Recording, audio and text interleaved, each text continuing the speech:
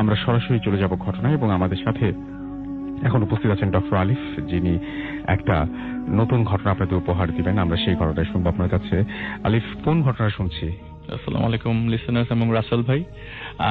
আজকে তো অনেকগুলো ঘটনা নিয়ে আসছি রাসেল ভাই। এর মধ্যে কবরের ঘটনা যেটা বলেছিলেন একটু আগে সেটাই বলবো, এবং একটু সবার আগে ক্ষমা চেয়ে নিচ্ছি। লাস্ট বার যখন এসেছিলাম ঘটনা পুরোপুরি প্রপারলি বলতে পারি নাই অসুস্থ থাকবার কারণে। আজকে কিছু ঘটনা নিয়ে আসছি সবার জন্য, আশা করি ভালো লাগবে ইনশাল্লাহ।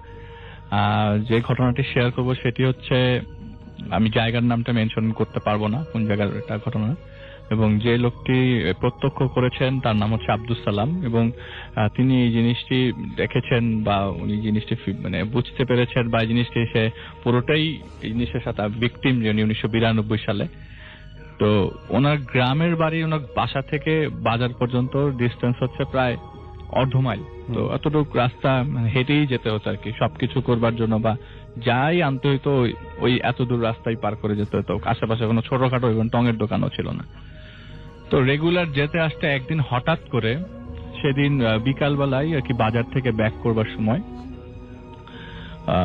নর্মালি ওই রাস্তাতে যাওয়ার পথে একটি মানে বাঁশ ঝাড় টাইপের একটি জায়গা ছিল এবং পাকা কিছু কবর ছিল। তো নর্মালি উনি ওই জায়গা দিয়ে যাওয়ার সময় সালাম জানিয়ে যেত। হঠাৎ করে একদিন কি হলো, বাজার থেকে ব্যাক করবার সময় উনি ওই জায়গাতে আসার পরে দেখলো যে একটি মানে অনেক লম্বা একজন লোক খালি গায়ে কোমরে গামছা বাঁধা সে কবর খুঁড়ছে। তো কৌতূহল বশত সেই লোকটার কাছে যে জিজ্ঞেস করে, ভাই কে মারা গেছে? কিন্তু উনি কোনো ধরনের উত্তর দেন না, কবর খোঁড়াতেই সে ব্যস্ত। এক পর্যায়ে আরো কিছু কোশ্চেন জিজ্ঞেস করলো কৌতূহলের কারণে, যে কে মারা গেছে, কোন বাড়ির লোক মারা গেল। কিন্তু ওই লোকটি কোনো ধরনের বিকার নেই, কোনো ধরনের প্রশ্নের উত্তর দেওয়ার চিন্তাই করছেন না, এমন একটা ভাব যে ওনাকে কেউ দেখছে না। তো উনি বাড়িতে চলে গেলেন। বাড়ি থেকে পরের দিন আবারও ঠিক একইভাবে বাজারে যেতে হচ্ছে কোনো না কোনো দরকারি কাজে। বাজার যাওয়ার পথে দেখলো সেই লোকটি স্টিল কবর খুঁড়ছে। তখনও কবর খুঁড়ছে? আচ্ছা, কবর খুঁড়ছে। কবর তো খুঁড়তে খুব বেশি হলে 2 থেকে 3 ঘন্টা সময় লাগে, কিন্তু এতক্ষণ কিসের কবর খুঁড়ছে? উনি ওনার কৌতূহলের মানে আরো বাড়তে থাকলো কৌতূহল। ভাই কি হলো, কে মারা গেছে? আপনি কালকের থেকে কবর খুঁড়তেছেন। লোকটির কোনো বিকার নাই, কোনো অ্যান্সার নাই, উনি তাকাচ্ছে ওনার দিকে। এরকম করে করে রাসেল ভাই 2 দিন গেল, 3 দিন গেল, 4 দিন গেল, 5-6 দিন চলে গেছে। সে দেখতেছে ওই লোকটি কবর খুঁড়ছে তো খুঁড়ছেই। আচ্ছা, এত বড় কবর, কার কবর খুঁড়ছে? তো লাস্ট এর মধ্যে সে কয়েকজন লোককেও ইভেন নিয়ে এসেছিল যে, ভাই দেখেন এই জায়গায় কবর খুঁড়তে দেখতেছি। প্রথম দিন সে নিয়ে আসে তারই পাশের বাড়ির একজন লোককে, কিন্তু লোকটা এসে বলে কই কিছু নাই তো। তো উনি কি সেটি দেখছে? উনি খুবই অবাক যে আমি কি দেখছি, তাহলে এতদিন আমি কার সাথে, এত জলজান্ত মানুষ, আমি তো ঝাপসাও দেখিনি, মানুষটা পরিষ্কার জলজান্ত একজন মানুষ। তাহলে উনি প্রতিদিন কবর খুঁড়ছে। আমি যখনই কাউকে নিয়ে আসি দেখি যে কবর মানে ওখানে কেউ নাই, খালি।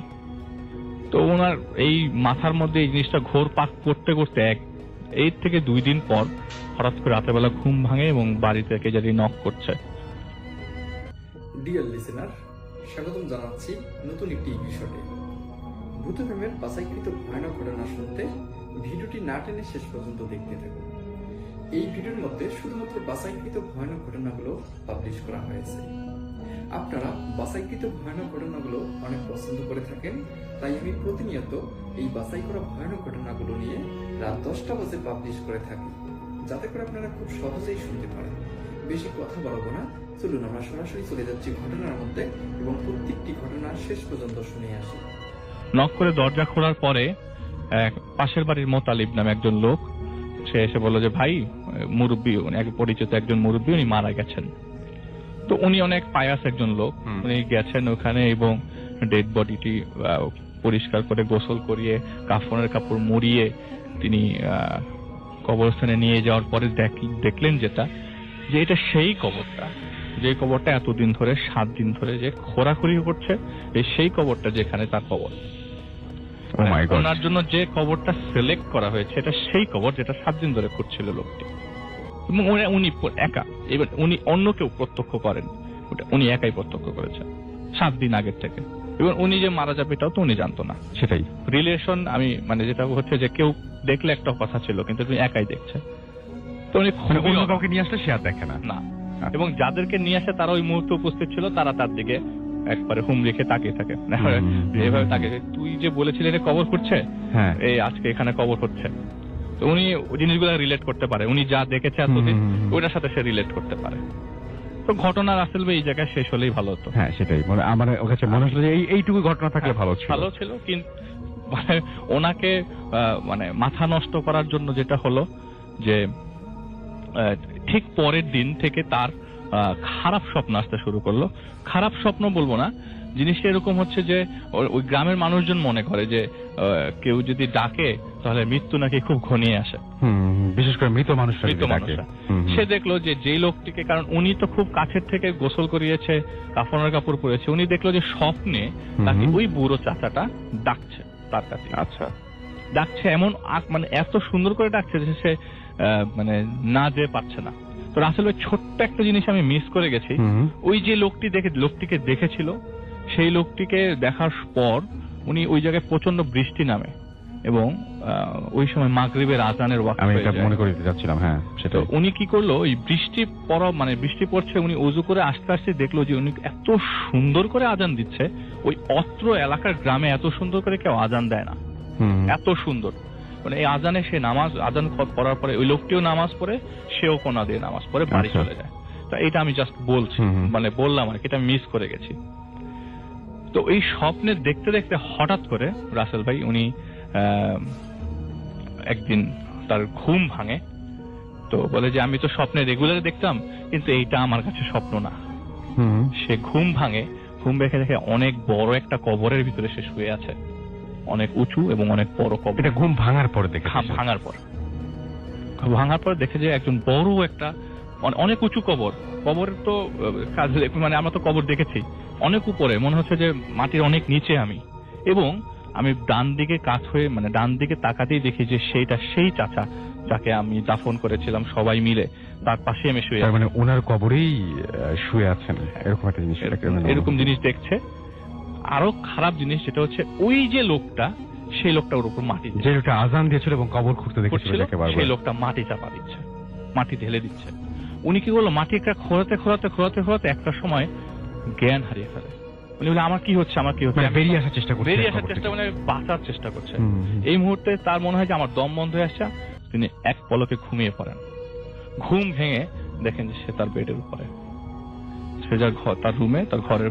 বাট এটা স্বপ্ন ছিল না, স্বপ্ন ছিল না, ওনার দাবি এটা স্বপ্ন ছিল না। তার কারণটা হচ্ছে সে ফিল করেছে, কারণ সে তার ছেলে মেয়ে এবং ওয়াইফকে জিজ্ঞেস করেছে, আমি এটা দেখেছি। বলে হ্যাঁ বাবা, আমি জানি না তোমার সাথে কি হয়েছে, বাট রাত 1-2 নাগাদ তুমি ঘর থেকে আস্তে আস্তে বের হয়ে যাচ্ছ, তোমাকে আমি পায়ে শিকল ধরে আটকাতে পারি নাই, বের হয়ে তুমি ওই দূরের কোথায় চলে যাচ্ছ। আমি ভাবলাম যে তুমি কোথাও কোনো কাজে যাবা, কিন্তু তুমি কোনো কথাই বলো নাই।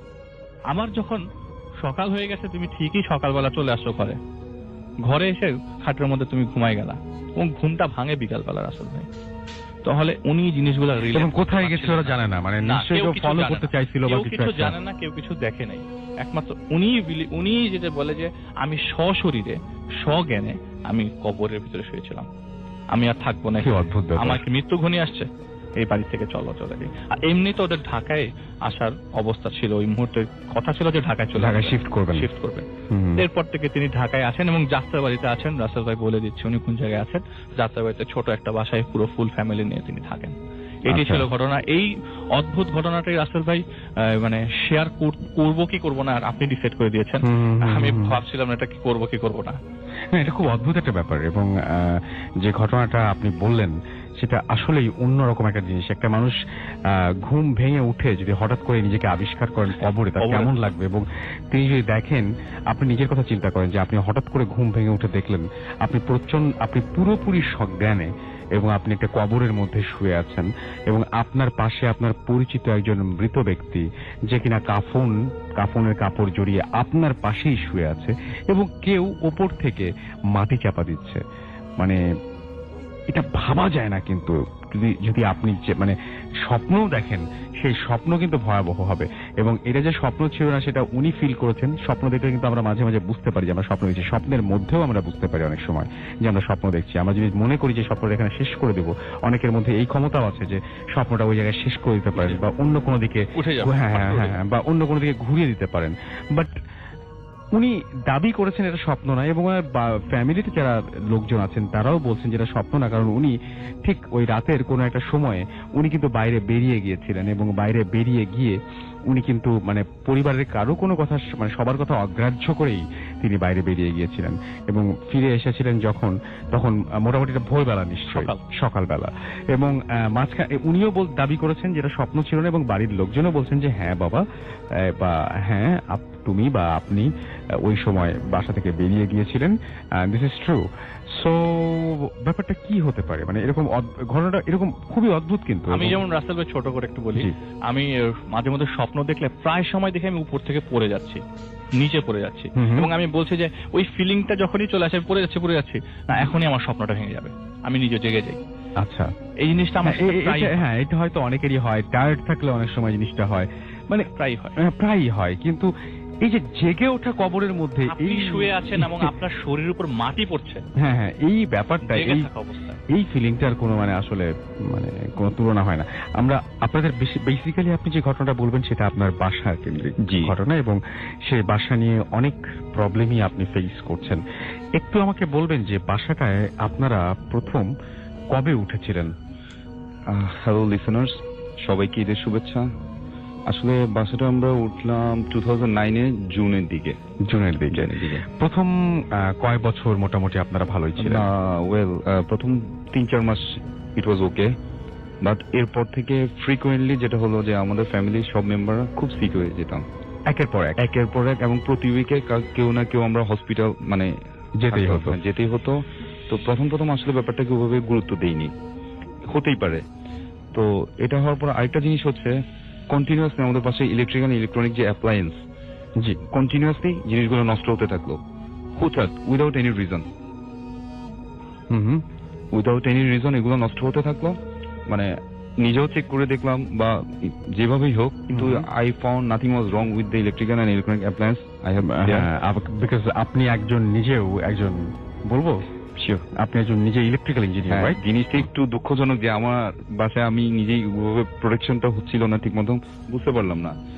তো আমি কি শুরু করবো? জি প্লিজ। হ্যাঁ লিসেনার্স, আসলে এই ব্যাপারগুলো আসলে শেয়ার করা যায় কিনা আমি বুঝতে পারি না, তবে রিসেন্ট কিছু ব্যাপারের কারণে আমি আসলে আসলাম।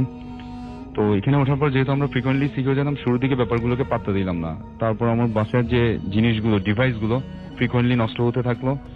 চেক করে দেখতাম বাসায় এক্সিস্টিং ইলেকট্রিক্যাল সিস্টেম বা যাই হোক, কিন্তু দেখা গেল কি খুব একটা প্রবলেম ছিল না যে এইগুলোর কারণে এইভাবে নষ্ট হয়ে যাবে। আরেকটা জিনিস হচ্ছে, এরপরে আমরা যে প্রবলেমগুলো ফেস করতে থাকলাম, হুটহাট করে আমাদের ফ্যামিলি মেম্বাররা প্রচন্ড ভয় পেতে থাকলেন, ইভেন আমিও খুব ভয় পেতে থাকলাম উইদাউট এনি রিজন, কোনো কারণ ছাড়াই। রাত 2-3টার দিকে ফ্যামিলি মেম্বার সবাই হঠাৎ করে, আমার হয়তো ছোট ভাই বোন চিৎকার দিয়ে, কি হলো, ভয় পাইছি, কি কারণে পাইছি, উইদাউট এনি রিজন বলতে পারছেন না। তো বাসাটা একটা সমস্যা কি, যখন মানে আমরা বাসার ভিতরে যাই তখন মনে হচ্ছে কি কোনো একটা অস্বস্তিকর একটা অনুভূতি, যেটা এর আগে কোনো বাসায় আমি কখনো ফিল করিনি, আমাদের ফ্যামিলি মেম্বার কেউ ফিল করেনি। অস্বস্তিকর অনুভূতি মনে হচ্ছে কিছু একটা চেপে বসছে বাসার মধ্যে। আর যারা গিয়েছেন আমার বাসায় তারা মাথা ব্যথা, ঝিমঝিম, অস্বস্তিকর একটা অনুভূতি সবসময় যেন তাদের মধ্যে ছিল।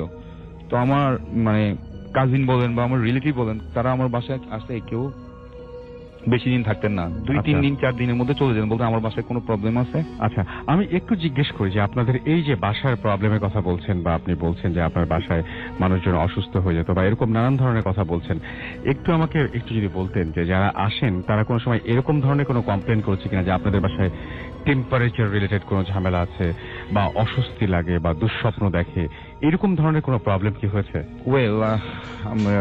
বছরখানেক আগে আমার চাচি গ্রাম থেকে আসেন, উনি ট্রিটমেন্ট পারপাসে। উনি আসার পরে উনি যেটা বললেন আমার মতোই, যে অস্বস্তিকর একটা অনুভূতি মনে হচ্ছে কিছু যেন বুকের উপর চেপে আসে। আচ্ছা, তো উনি একদিন উনি আর ওনার মেয়ে মানে আমার কাজিন একটা রুমে দিনের বেলায় শুয়েছিল। হঠাৎ করে তারা দুজন, মানে আমি তখন বাসে ছিলাম, আমার আম্মা বললেন যে চিৎকার দিয়ে বাসা থেকে মানে রুম থেকে বের হয়ে আসে, বলতে কিছু একটা চেপে আসে এবং কোন একজন মহিলার মতো দেখছে, বাট ওটা উনি ক্লিয়ার না। যার কারণে আমার আম্মা জিজ্ঞেস করলেন ভয়টা কেন হলো, বলে আমি বলতে পারবো মনে হচ্ছে কিছু চেপে আসে, টেম্পারেচার রিলেটেড না, মানে অস্বস্তিকর অনুভূতি। এর 2 দিন পরে ওনারা কিন্তু চলে যান। তারপরে আরো যারা আছেন, ইভেন আমি নিজেই আমার বাসায় ঢুকলে আমার ভালো লাগে না বাসায়, যার কারণে আমি যখন বাইরে থাকি ইট ওয়াজ ওকে, বাট বাসায় ঢুকলে একটা অস্বস্তিকর অনুভূতি আর মাথা ব্যথা জিমজিম প্রায় হয়। এখন অনেকেই এক্সপিরিয়েন্স করে, অনেকেই করে না। তো যে করে সে আসলে বুঝে। আর একটা জিনিস হচ্ছে এখানে আসার পরে কিছু উইয়ার্ড জিনিস, যেহেতু ভয় পাওয়া, ইলেকট্রিক্যাল অ্যাপ্লায়েন্স নষ্ট হয়ে যাওয়া সবকিছু, উইয়ার্ড জিনিস হচ্ছে আমাদের বাসায় মাঝে মাঝে, এই রিসেন্ট হয়নি কিন্তু মাঝে মাঝে পুরো বাসায় সরিষার দানা ছড়ানো ছিটানো থাকতো ঘরের মধ্যে, মানে পুরো বাসায়। তো জিনিসটা একটু অদ্ভুত লাগলো, কারণ আমাদের বাসায় হ্যাঁ সরিষা তো আমরা আনতেই পারি, কিন্তু এইভাবে চারপাশে ছড়ে ছিটে কে রাখবে? এগুলো কোথেকে আসে কেউ জানে? আপনাদের বাসাটা কত তলায় বলেন তো? আপনাদের বাসাটা হচ্ছে 5 তলায়। 5 তলায়, তার মানে কেউ জানালাদের ছুঁড়ে মারবে এরকম কোনো উপায় নেই? আর আমার বাসা আশেপাশে বেশ ফাঁকা জায়গা আছে, যে একজন যদি উঠে বা আশেপাশে বাসা থেকে মারবে, তো আমরা আমাদের যে আশেপাশে হুজুর বলেন বা যাদের 2-1 সাথে ডিসকাস করি এই ব্যাপারে, দেখা গেল যে ওনারা বলেন না আসলে হয়তো একটু খারাপ কোনো জিনিস, তো উনি আমাদেরকে অ্যাজ ইউজুয়াল কিছু রিচুয়াল মেনে চলার বলেন, বাট ওটা আমাদের কোনো সলিউশন হয়নি।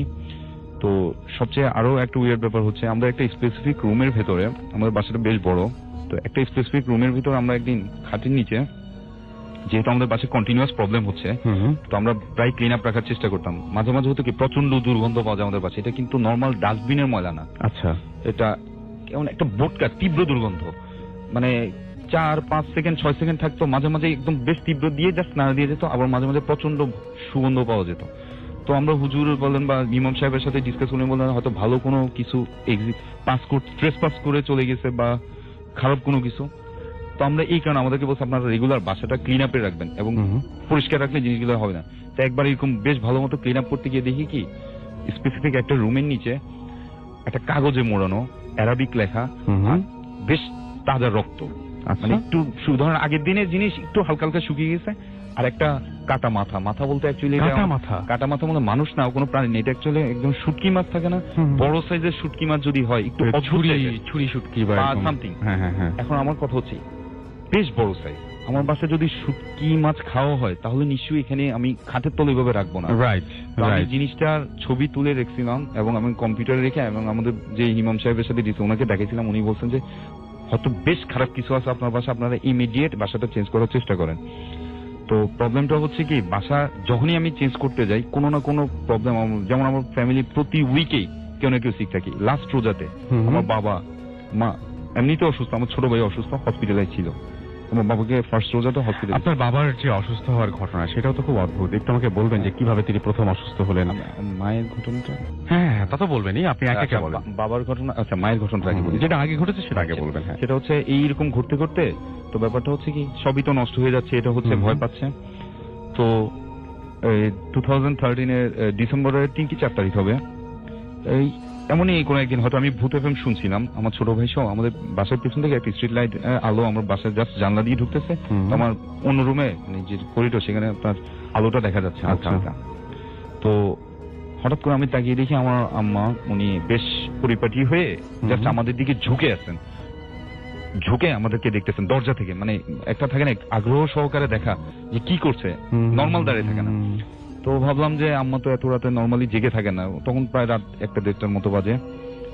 আমি আমার ছোট ভাইকে বললাম কি ব্যাপার আম্মা এত রাতে উঠলো, মানে উনি তো এত রাত জেগে থাকে না, বলে নিশ্চয়ই ইয়ে করে। জাস্ট আমাকে ডাক দিলাম, উনি কোনো রেসপন্স করেন নাই দেখে আমি পাশেই সুইচ থেকে লাইট দিয়ে দেখি দেয়ার ওয়াজ নোবডি, কেউ ছিল না। তো ভাবলাম আসলেই চোখের ভুল, হয়তো আম্মাই হয়তো ঘুমের ঘরে ইয়ে সামথিং। আমি জাস্ট তারপরেও ভাবলাম যে কি ব্যাপার আম্মা তো এত রাতে উঠে না, একটু নক করে দেখি। তো আব্বা মানে ওনাদের রুমে নক করে দেখি, দেখার পর আমি বললাম যে কি ব্যাপার আম্মা কি উঠছিলেন নাকি? না তোমার মতো একবার ঘুমালে নেই যে এখন পর্যন্ত ঘুমানো। তো সকালবেলা পর দিন আম্মাকে শেয়ার করে, আম্মা বলে দেখ যা দেখছিস আসলে আমরা তো এখানে একটু প্রবলেম আছে, হয়তো কিছু না কিছু হয়েছে, এগুলো নিয়ে আর ইয়ে করে না। তো আমিও আর ব্যাপারটাকে পাত্তা দিইনি। সবচেয়ে ট্র্যাজিক যে ব্যাপারটা 3rd December, problem 5th December আমার আম্মা ব্রেন স্ট্রোক করেন কোন কারণ ছাড়াই হঠাৎ করে। হ্যাঁ ব্রেন স্ট্রোক হতেই পারে, বাট হ্যাঁ এটা হতে পারে, আমি আর কোইন্সিডেন্ট মিলাম না, হতে পারে করেন।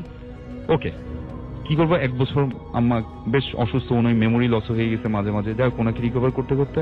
তো এই ফাঁকে বাবা আম্মার টেনশনে বেশ রাতে উঠে নামাজ পড়ে আবার একটু কোরআন শরীফ পড়তেন। তো এই 2014 ডিসেম্বর 3 কি 4, আমি এক্সাক্ট আসলে এখন মনে নেই, দেখি মানে আমার বাবা মানে বারান্দায় দাঁড়ানো, বাসা তো দুটো বারান্দা, তো আমরা যে রুমে থাকি অ্যাটাচ বারান্দা, ওইটার অপোজিটে আরেকটা বারান্দা আছে, ডাইনিং রুম পার হয়ে যেতে হয়। সেই বারান্দায় বাবা, মানে আমার যতটুকু মনে হলো অস্পষ্ট মানে আলো আসতেছে তো, কারণ আমার বাবা যে ভঙ্গিতে দাঁড়ানো থাকে ওই টাইপেরই, আর তো কেউ উঠবে না, আমার ভাইটা তো শুনবে, রাইট। তো আমি আব্বাকে ডাক দিব, কারণ উনি নিজেও ডিস্টার্ব ফিল করতেছেন, কারণ আম্মা অসুস্থ।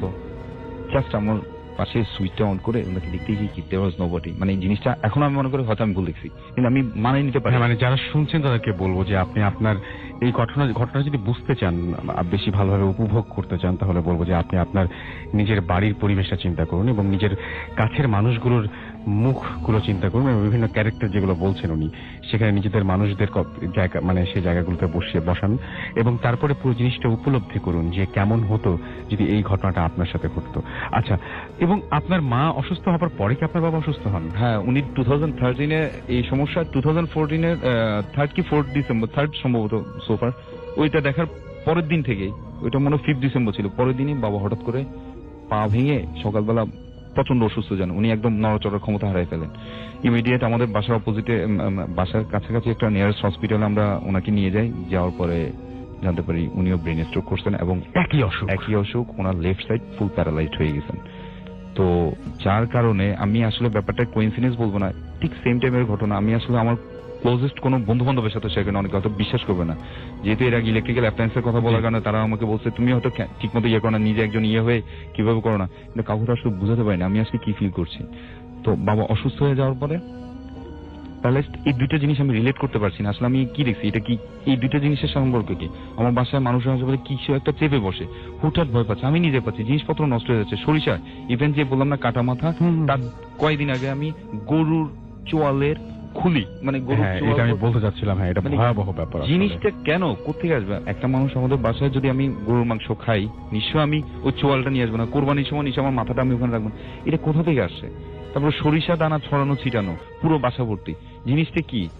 মানে শুধু আমাদের ফ্ল্যাটটাতে এই ঘটনা ঘটছে, যদি এটা হতো পুরো বিল্ডিং এর ইলেকট্রিক্যাল সিস্টেম বা সামথিং কোনো সমস্যা, তাহলে বলতাম অ্যাজ ইউজুয়াল ব্যাপার। আমাদের ফ্যামিলিতেই ফ্রিকুয়েন্টলি সব সিক হচ্ছে। আমাদের বাবার কলিগ যারা, ওনারা বলেন আপনার বাসায় এত প্রবলেম কেন, আপনারা হয়তো দোয়াদুর উপরে বাসায় করেন, নাহলে বাসা চেঞ্জ করার চেষ্টা করেন।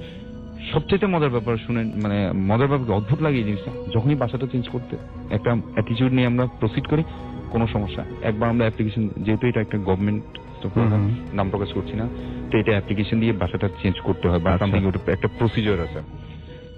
একবার এরকম দেওয়া হয়েছিল, যাকে দেওয়া হয়েছিল হি ওয়াজ হোল আউট, মানে ওকে, বাট উনি 3-4 দিন পরে অসুস্থ হয়ে এবং লাস্টে দেখা গেল উনি ট্রান্সফারই হয়ে গেছেন। আমার কাজটা কিন্তু পেন্ডিং রয়ে গেছে আজ পর্যন্ত।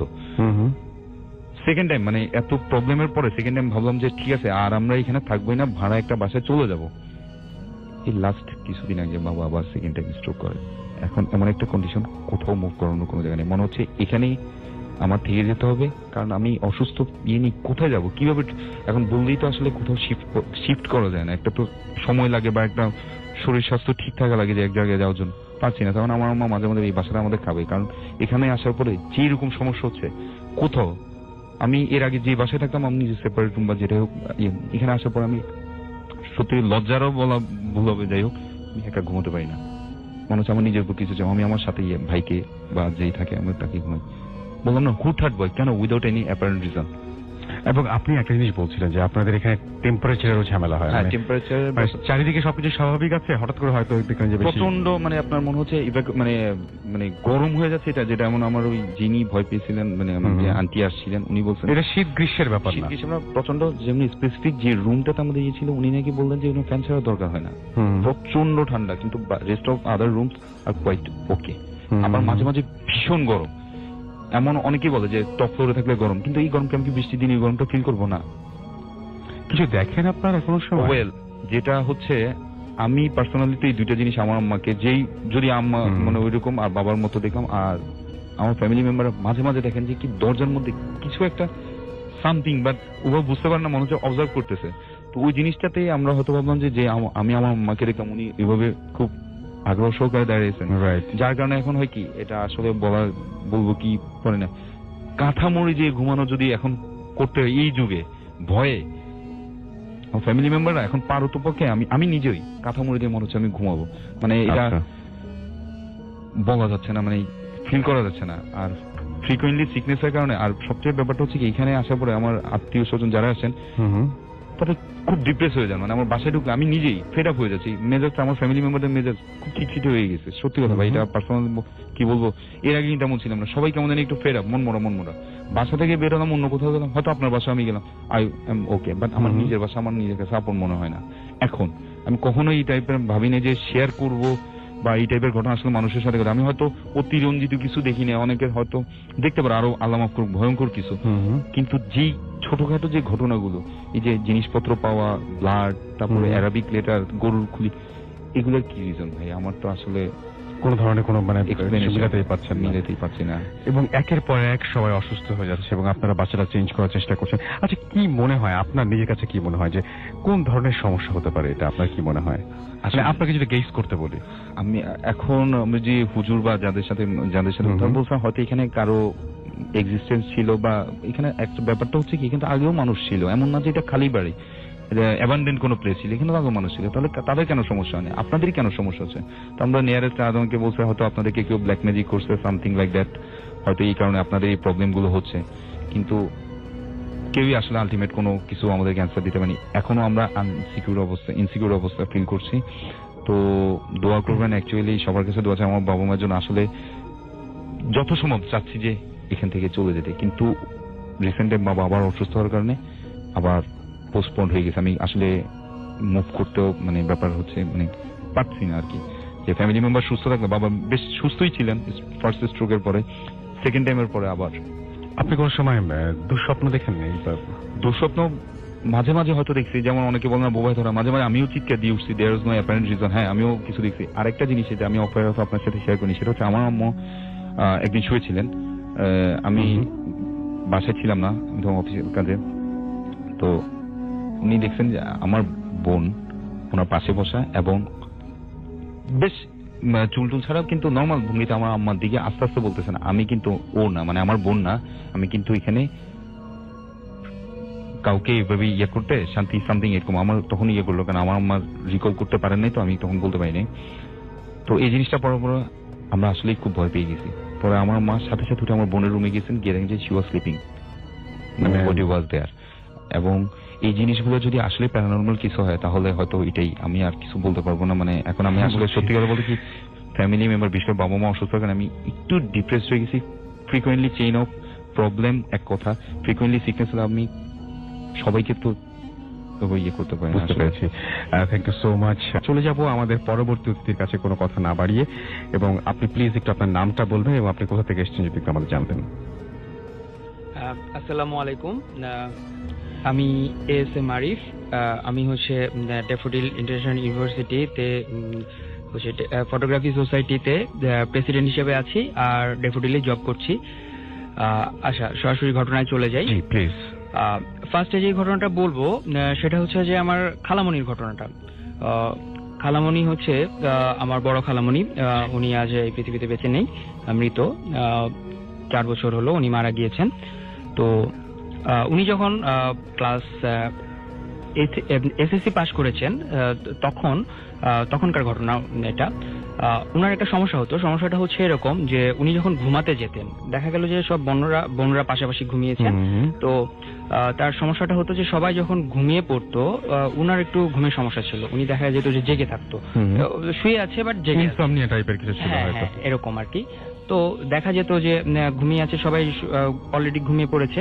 তো তখন উনি কিন্তু জানলার পাশে শুতো, ভাই বোনদের মধ্যে উনি জানলার পাশে শুতো। তো জানলার মধ্যে দেখা যেত উনি একটা শব্দ শুনতেন, কট করে জানলাটা খোলার, মনে হচ্ছে যে জানলাটাকে খুলছে, বাট দেখা গেল যেটা অরিজিনাল জানলাটা খুলছে না, জানলাটা বন্ধ হয়েই আছে। তো তারপরই কি হতো যে কানের পাশে মৌমাছি বা ভোমরা এই টাইপের যদি কিছু একটা যদি চলাফেরা করে বা একটু ঘোরাঘুরি করে, তার হামিং একটা সাউন্ড হয়, ওটা শুনতেন। শোনার পরপরই কি হতো যে কিছুক্ষণের মধ্যে ওনার একটা ফিল হতো যে কেউ তাকে চেপে ধরছে, স্লিপ প্যারালাইসিস বলবো কিনা জানি না, কিন্তু কেউ তাকে চেপে ধরছে। চেপে ধরার ফলে কি হতো, সে প্রচন্ড চিৎকার করতো, কিন্তু সেই চিৎকারটা পাশে যে শুয়ে আছে যা ভাই বোনরা বা আমার মারা বা তারা কিন্তু সেটা শুনতে পেত, বুঝতে পারতেন না। তো দেখা যেত যে এইভাবে প্রচন্ড ঘেমে টেমে অবস্থা, একাকার অবস্থা, যখন তিনি একদম মানে হাল ছেড়ে দিচ্ছেন বা একদম মানে কাহিল হয়ে যাচ্ছেন, তখন দেখা গেল সেই জিনিসটা আস্তে করে সরে যাচ্ছে, বুঝতে পারছে যে তাকে ছেড়ে দিল কেউ একজন। ছেড়ে দেওয়ার পরে কি হতো যে উনি হচ্ছে প্রচন্ড ঘাম দিয়ে একদম নিস্তেজ হয়ে যেতেন। নিস্তেজ হয়ে তখন দেখা গেল যে কোনো রাতে ঘুমাতেন বা ঘুমাতেন না। আচ্ছা। তো পরদিন সকালে দেখা গেল নানা নানি, বিশেষ করে নানু জিজ্ঞাসা করতো কি ব্যাপার, তোমার শরীরের এই অবস্থা কেন, তোমার হচ্ছে যে চোখ মুখের নিচে কালি পড়ে আছে, ব্যাপারটা কি? তো দেখা যেত যে খালামণি একটু চাপা স্বভাবে ছিল দেখে সেটা বলতেন না। কিন্তু হচ্ছে যে একদিন নানিকে বললেন যে মা আমার তো এরকম সমস্যা হচ্ছে। কি সমস্যা আছে? আমার এরকম রাতে ঘুমাতে গেলে এরকম একটা জানলার শব্দ হয়, কট করে একটা শব্দ হয়, দেন একটা ভোমরা টাইপের কিছু একটা আসে, দেন আমাকে চেপে ধরে, আমি অনেক চিল্লাচিল্লি করি বাট কেউ আমার কথা শুনতে পায় না, আচ্ছা। দেন আমার এই অবস্থা হয়। তো সেটা নানি হচ্ছে নানুকে বলেন। নানুকে বলার পরে নানু হচ্ছে যে আমাদের যে পার্শ্ববর্তী যে মসজিদ আছে ওই ইমাম সাহেবের কাছে যান। ইমাম সাহেবকে জিনিসটা অবগত করেন। তারপর ইমাম সাহেব আমার খালামণিকে বলে, দেখো মা, তুমি একটা কাজ করতে পারো, সেটা হচ্ছে যে তুমি একটা কাঁথা গায়ে দিয়ে শোবা, আর হচ্ছে যে তুমি আয়াতুল কুরসিটা পড়ে 3 বার পড়বা, পড়ে বুকে ফু দিবা, ফু দিয়ে দেন ঘুমাবা, দেখো তোমার এই প্রবলেমটা হয়তো সলিউশন হতে পারে। তো সেই অনুযায়ী খালামণি তারপর রাত্রে থেকে এভাবে আয়াতুল কুরসি পড়ে শোয়া শুরু করলেন। কিন্তু সমস্যাটা সমাধান হচ্ছে না। তো দেখা যায় যে না, আবার হচ্ছে। তো নানিকে আবার বললেন যে মা আমার তো এরকম আবার হচ্ছে, সমস্যা দূর হচ্ছে না। সমস্যা দূর হচ্ছে না, এই জিনিসটা তো হচ্ছেই। তো কি তারপরে দেখা গেল যে আবার ইমাম সাহেবের কাছে যাওয়া হলো। ইমাম সাহেব বললেন যে মা তাহলে হয়তো বা তুমি হচ্ছে যে পবিত্র হয়ে ঘুমাতে যাওনি, এই জিনিসটা হয়তো বা তুমি করে দেখো, এটা হচ্ছে কাজে দিবে। কারণ হচ্ছে যে আমরা যারা যখন ঘুমাতে যাই দেখা যায় যে আমাদের ঘুমের মধ্যে অনেকের মৃত্যু হতে পারে, বা এই যে আমরা যদি অপবিত্র অবস্থায় ঘুমাতে যাই তখন কিন্তু বিভিন্ন খারাপ জিনিস এগুলো কিন্তু আমাদের অ্যাটাক করতে পারে। আচ্ছা। তো খালামণি তার সাজেশন অনুযায়ী কি করলেন যে মানে পবিত্র হয়ে অজু করে দেন হচ্ছে যে সেভাবে কাঁথা গায়ে দিয়ে আয়াতুল কুরসি পড়ে বুকে ফু দিয়ে ঘুমাতে যেতেন। তো তারপর থেকে দেখা গেল যে না, এই সমস্যাটা হচ্ছে না। তারপর থেকে দেন হচ্ছে যে এই নানু আমাদেরকে বলেছিল, আমরা যারা পরবর্তী জেনারেশন ছিলাম, যদিও নানুর সাথে আমাদের আমি যখন ছোট তখন নানু মারা যায়, নানি আমাকে বলেছিলেন যে আসলে আমরা যারা ঘুমাতে যাই, যখন সবাইকে এটা বলি সবার উদ্দেশ্যে, সেটা হচ্ছে যে আমরা যখন ঘুমাতে যাই সেই ব্যাপারটা কিন্তু অনেক সিরিয়াস ব্যাপার। দেখা যায় যে এই সময় যদি আমরা পবিত্র হয়ে না ঘুমাতে যাই, আমরা কিন্তু জানি না কখন আমাদের মৃত্যু হবে। তো আমরা যদি পবিত্র হয়ে ঘুমাতে যাই, পবিত্র অবস্থায় যদি আমাদের মৃত্যু হয়, আল্লাহ না করুক, তো দেখা যায় যে এটা সবার জন্যই ভালো। আর পবিত্র থাকলে দেখা যায় যে এই খারাপ জিনিসগুলো, প্যারানরমাল যে ব্যাপারগুলো, এগুলো আসলে একটু দূরে থাকে। আমাদের উচিত যে এই জিনিসটা একটু মেনটেন করা। ওকে, আমরা আপনাকে অনেক ধন্যবাদ। আসসালামু আলাইকুম রাসেল ভাই, আমি অনেক, আমার বাসা পাবনা। আমি আজকে যে ঘটনাটা শেয়ার করব এটা বাইরের, এটা আমি এখন আছি মালদ্বীপসে। এখানে আমি একটি 5 স্টার হোটেলের রুম বয় হিসেবে কাজ করি। আমি যখন ফার্স্টে হোটেলটায় ঢুকি তো আমাকে 2টি রুম ক্লিনের দায়িত্ব দেওয়া হয়। আমি হোটেলের রুম বয় হিসেবে জাস্ট রুম ক্লিন করি, মানে সবসময় পরিষ্কার পরিচ্ছন্ন রাখি, এটাই কাজ। তো আমি হিসেব মতো 2টি রুমে 3-4 মাস কাজ করার পরে আমাকে রুম দুটো চেঞ্জ করে আর এক রুমে চেঞ্জ করা হয়, যে তুমি এই রুমের দায়িত্ব থেকে অন্য রুমের দায়িত্ব দেওয়া হয়। ম্যানেজার এসে আমাকে বলে, তা আমি অন্য রুমের দায়িত্বের মধ্যে একটি রুম পুরাটাই বন্ধ ছিল, এটা হচ্ছে 4 তলার ডান সাইডে একটি কোণের রুম। পুরোটাই বন্ধ থাকার ফলে একটি রুম খোলা ছিল, এমনি স্বাভাবিকই ছিল, আর একটি রুম বন্ধ ছিল। তো আমি ওই রুমে, আমাকে ম্যানেজার এসে বলে রুমটা তুমি পরিষ্কার করে ঠিকভাবে সাজাও। এই রুমটা এমনি সিম্পলি যেগুলো থাকে সেগুলো ছিল, কিন্তু রুমটি খোলার পর মনে হলো যে এখানে অনেক প্রায় 2-2.5 বছর যত সম্ভব এই রুমটা খোলাই হয়নি, এরকম আমার কাছে মনে হচ্ছে। আমি জাস্ট সবকিছু পরিষ্কার করলাম এবং সব বেডে চাদর টাদর সবকিছু চেঞ্জ করে আমি ম্যানেজারকে বললাম যে রুম ওকে। ঠিক তার মোটামুটি 4-5 দিন কি 1 সপ্তাহ পরে আপনার একদল টুরিস্ট আসলো, প্রায় 7-8 জন মিলে টুরিস্ট আসলো। ওরা আমেরিকা থেকে এসেছিল, টুরিস্ট করে আনলো আমাকে, যাদের রুমের দায়িত্বটা ওই 2টো রুমের মধ্যে, ওরাও ওই দুটো বুক হয়, মানে আমি যে 2টো রুমের কথা বলছি তার মধ্যে ওই যে রুমটা বন্ধ ছিল ওটাও বুক হয় ওদেরই। আমি ব্যাগপত্র নিয়ে ওদের দিয়ে দিলাম, সবকিছু তুলে দিলাম। তারপরের দিনে টুরিস্ট আমাকে বললো যে ম্যানেজারের সাথে কথা বলতে চাই। আমি বললাম ঠিক আছে, ওকে, আমি ম্যানেজারকে ইনফর্ম করতেছি। ম্যানেজার বললাম যে 4 তলার ওই বন্ধ রুমের ওই টুরিস্ট আপনার সাথে কথা বলতে চাচ্ছে, খুব ইমার্জেন্সি নিয়ে, আপনি একটু কলটা ধরেন। ম্যানেজার সম্ভবত কারণে কলটা ধরতেছিল না। টুরিস্ট ধরার পরে একটা ম্যানেজার আমি বলতেছে, ওকে তুমি রুমটা একটু চেঞ্জ করে দাও। আমি বলতেছি কেন, সমস্যা কি, রুমটা পরিষ্কার হয় নাই? বলছে না পরিষ্কার না, উনি বলতেছে অন্য কোনো সমস্যা, তুমি রুমটা চেঞ্জ করে আর এক রুমের আমাকে বলা হয় যে রুমের চাবি দিয়ে আমাকে বলো ওই রুমে তুমি করো আর ওই রুমটা আবার বন্ধ করে রাখো। আমি ভাবলাম হয়তো কি সমস্যা। আমি তো যত সম্ভব ইংলিশ অতটুকু পারি না, যতটুকু পারি আমি সামথিং সেভাবে বললাম যে ম্যাডাম সমস্যা কি রুমের, এনি প্রবলেম? সে বললো যে সমস্যা তো আছে। আমি ডিটেলসে উনি বললেও আমি ডিটেলসে খুব একটা বুঝতেছি না, তাই ওখানে ওনাকে আমি বিরক্ত করলাম, যেহেতু টুরিস্ট বাই চান্স যদি কোনো সমস্যা হয় সেভাবে যদি কমপ্লেন আমার নামে ডিস্টার্ব করে, আমি এই জন্য অত কথা বললাম না, আমি জাস্ট চেঞ্জ করে দিলাম। তারপরেও আবার দুটো টুরিস্ট আসলো, ওরাও আপনার বাইরের, ওদেরকে দিল, ওরা তারপরের দিনকে ঠিক ছিল, তারপরেও একই অবস্থা হয়ে গেল। আবার ম্যানেজারকে ফোন, আমি ম্যানেজারকে ফোন দিতে, আমাকে ম্যানেজার বলছে রুম চেঞ্জ করে। আমার সেখানেই সন্দেহ হলো। আর আমি রাসেল ভাই, আমি নিয়মিত ভূতফিল্ম শুনি, আমার কাছে বিষয়টা সন্দেহজনক, এমনি ভূতফিল্ম শুনি, তারপরে বিষয়টা শুনে আমার কাছে পুরোটাই মনে হলো যে সামথিং রং। আমি সাথে সাথে ম্যানেজারটা আমি দেশের ভাষায় বললাম যে আসলে স্যার এই রুমের সমস্যাটা কি? ম্যানেজার তো আমার উপর ক্ষিপ্ত হয়ে বললো তো তোমার সমস্যা জেনে লাভ কি? আমি বললাম না স্যার দেখতে ঠিক আছে। তারপরে গেল, তারপরে রুমটা আমাকে বন্ধ করে ম্যানেজার চাবি নিল। হঠাৎ করে আবার 15-20 দিন হবে এরকম সামথিং কাজ করতেছি, হঠাৎ করে একজন কলকাতার ম্যাডাম এবং স্যার আসছে, তাদের মেয়ে বাচ্চা নিয়ে ঘুরতে আসছে, তাই ওখানে বুক দিচ্ছে। তো ওরা আসলো, যেহেতু আর কলকাতার ওই ম্যাডামরা ওরা একদম স্পষ্ট বাংলা বলতে পারে, বাংলা হিন্দি দুটাই পারে এবং বাংলা খুব ভালো পারে। আমি সাধারণত বাংলায় কথা বলতেছিলাম, যেহেতু বাংলাদেশি খুবই পাই না টুরিস্ট, তা খুব ভালো লাগছিল বাংলা বলতে পারে। অনেক বাংলা টাংলা বললাম, আমি অনেক বললাম আপনার কোনো সমস্যা হলে, আমি ফোন নাম্বার দিলাম যে কোনো সমস্যা হলে আমার খালি কল করবেন, আমি সাথে চলে আসবো। আমার খুব ভালো লাগছিল ওনাদের। ভালো লাগার ফলে আমি ওনার নাম্বার দিলাম, আমি দিয়ে চলে আসলাম। হঠাৎ করে রাত 1টার দিকে উনি আমাকে ফোন দিয়ে বলতেছে অনেক। আমি বলছি হ্যাঁ বলেন। বলছে তুমি একটু তাড়াতাড়ি আমার রুমে আসো, এই রুমের। আমার সেখানে মনে করেন জন্য একটা নাম্বার দিয়েছে উনি। কোনো সমস্যা করছে না, সমস্যা একটু তাড়াতাড়ি আসো। এসে যায় দরজা নক করে দেখি, দরজা নক করার সাথে সাথে উনি খুলে বলতেছে রুমের লাইট জ্বলে না একটা। কি বলেন রুমের লাইট জ্বলে না? আমি সাথে সাথে সুইচ অন করলাম, লাইট জ্বলতো। হচ্ছে এই রুমে কোনো সমস্যা আছে, বাথরুম থেকে পানি পড়ার শব্দ হচ্ছে, মনে হচ্ছে কেউ বাথরুমে গোসল করতেছে।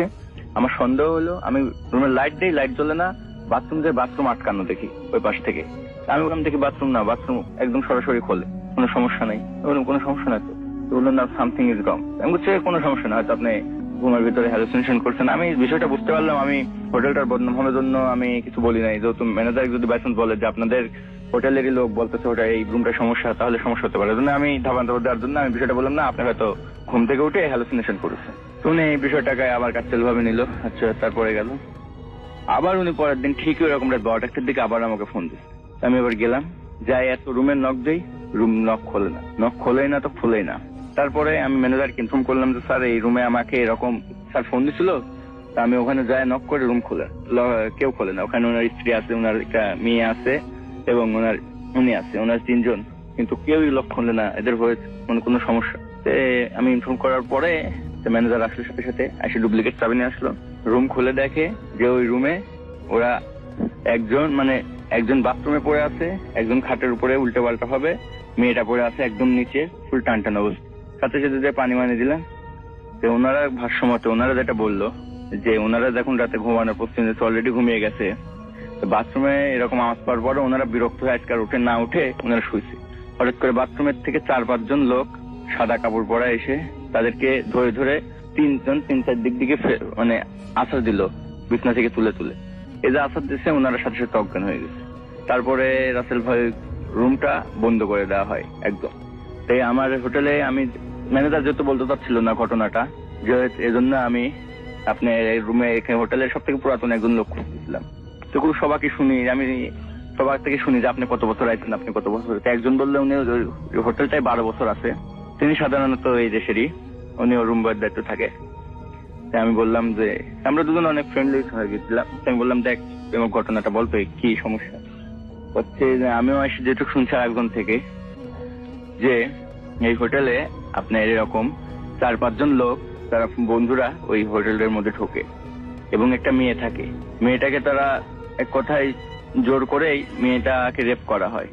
মেয়েটা মারা যায় এবং তারা ওখানে কন্টিনিউ মানে মেয়েটা ওখানে মারা যাওয়ার পরেও লাস্টে ওরা ওখান থেকে হোটেল থেকেই যেভাবে যে কোনো কারণে ওরা 4-5 জন লাস্টটাকে গুম করে ফেলতে পারে।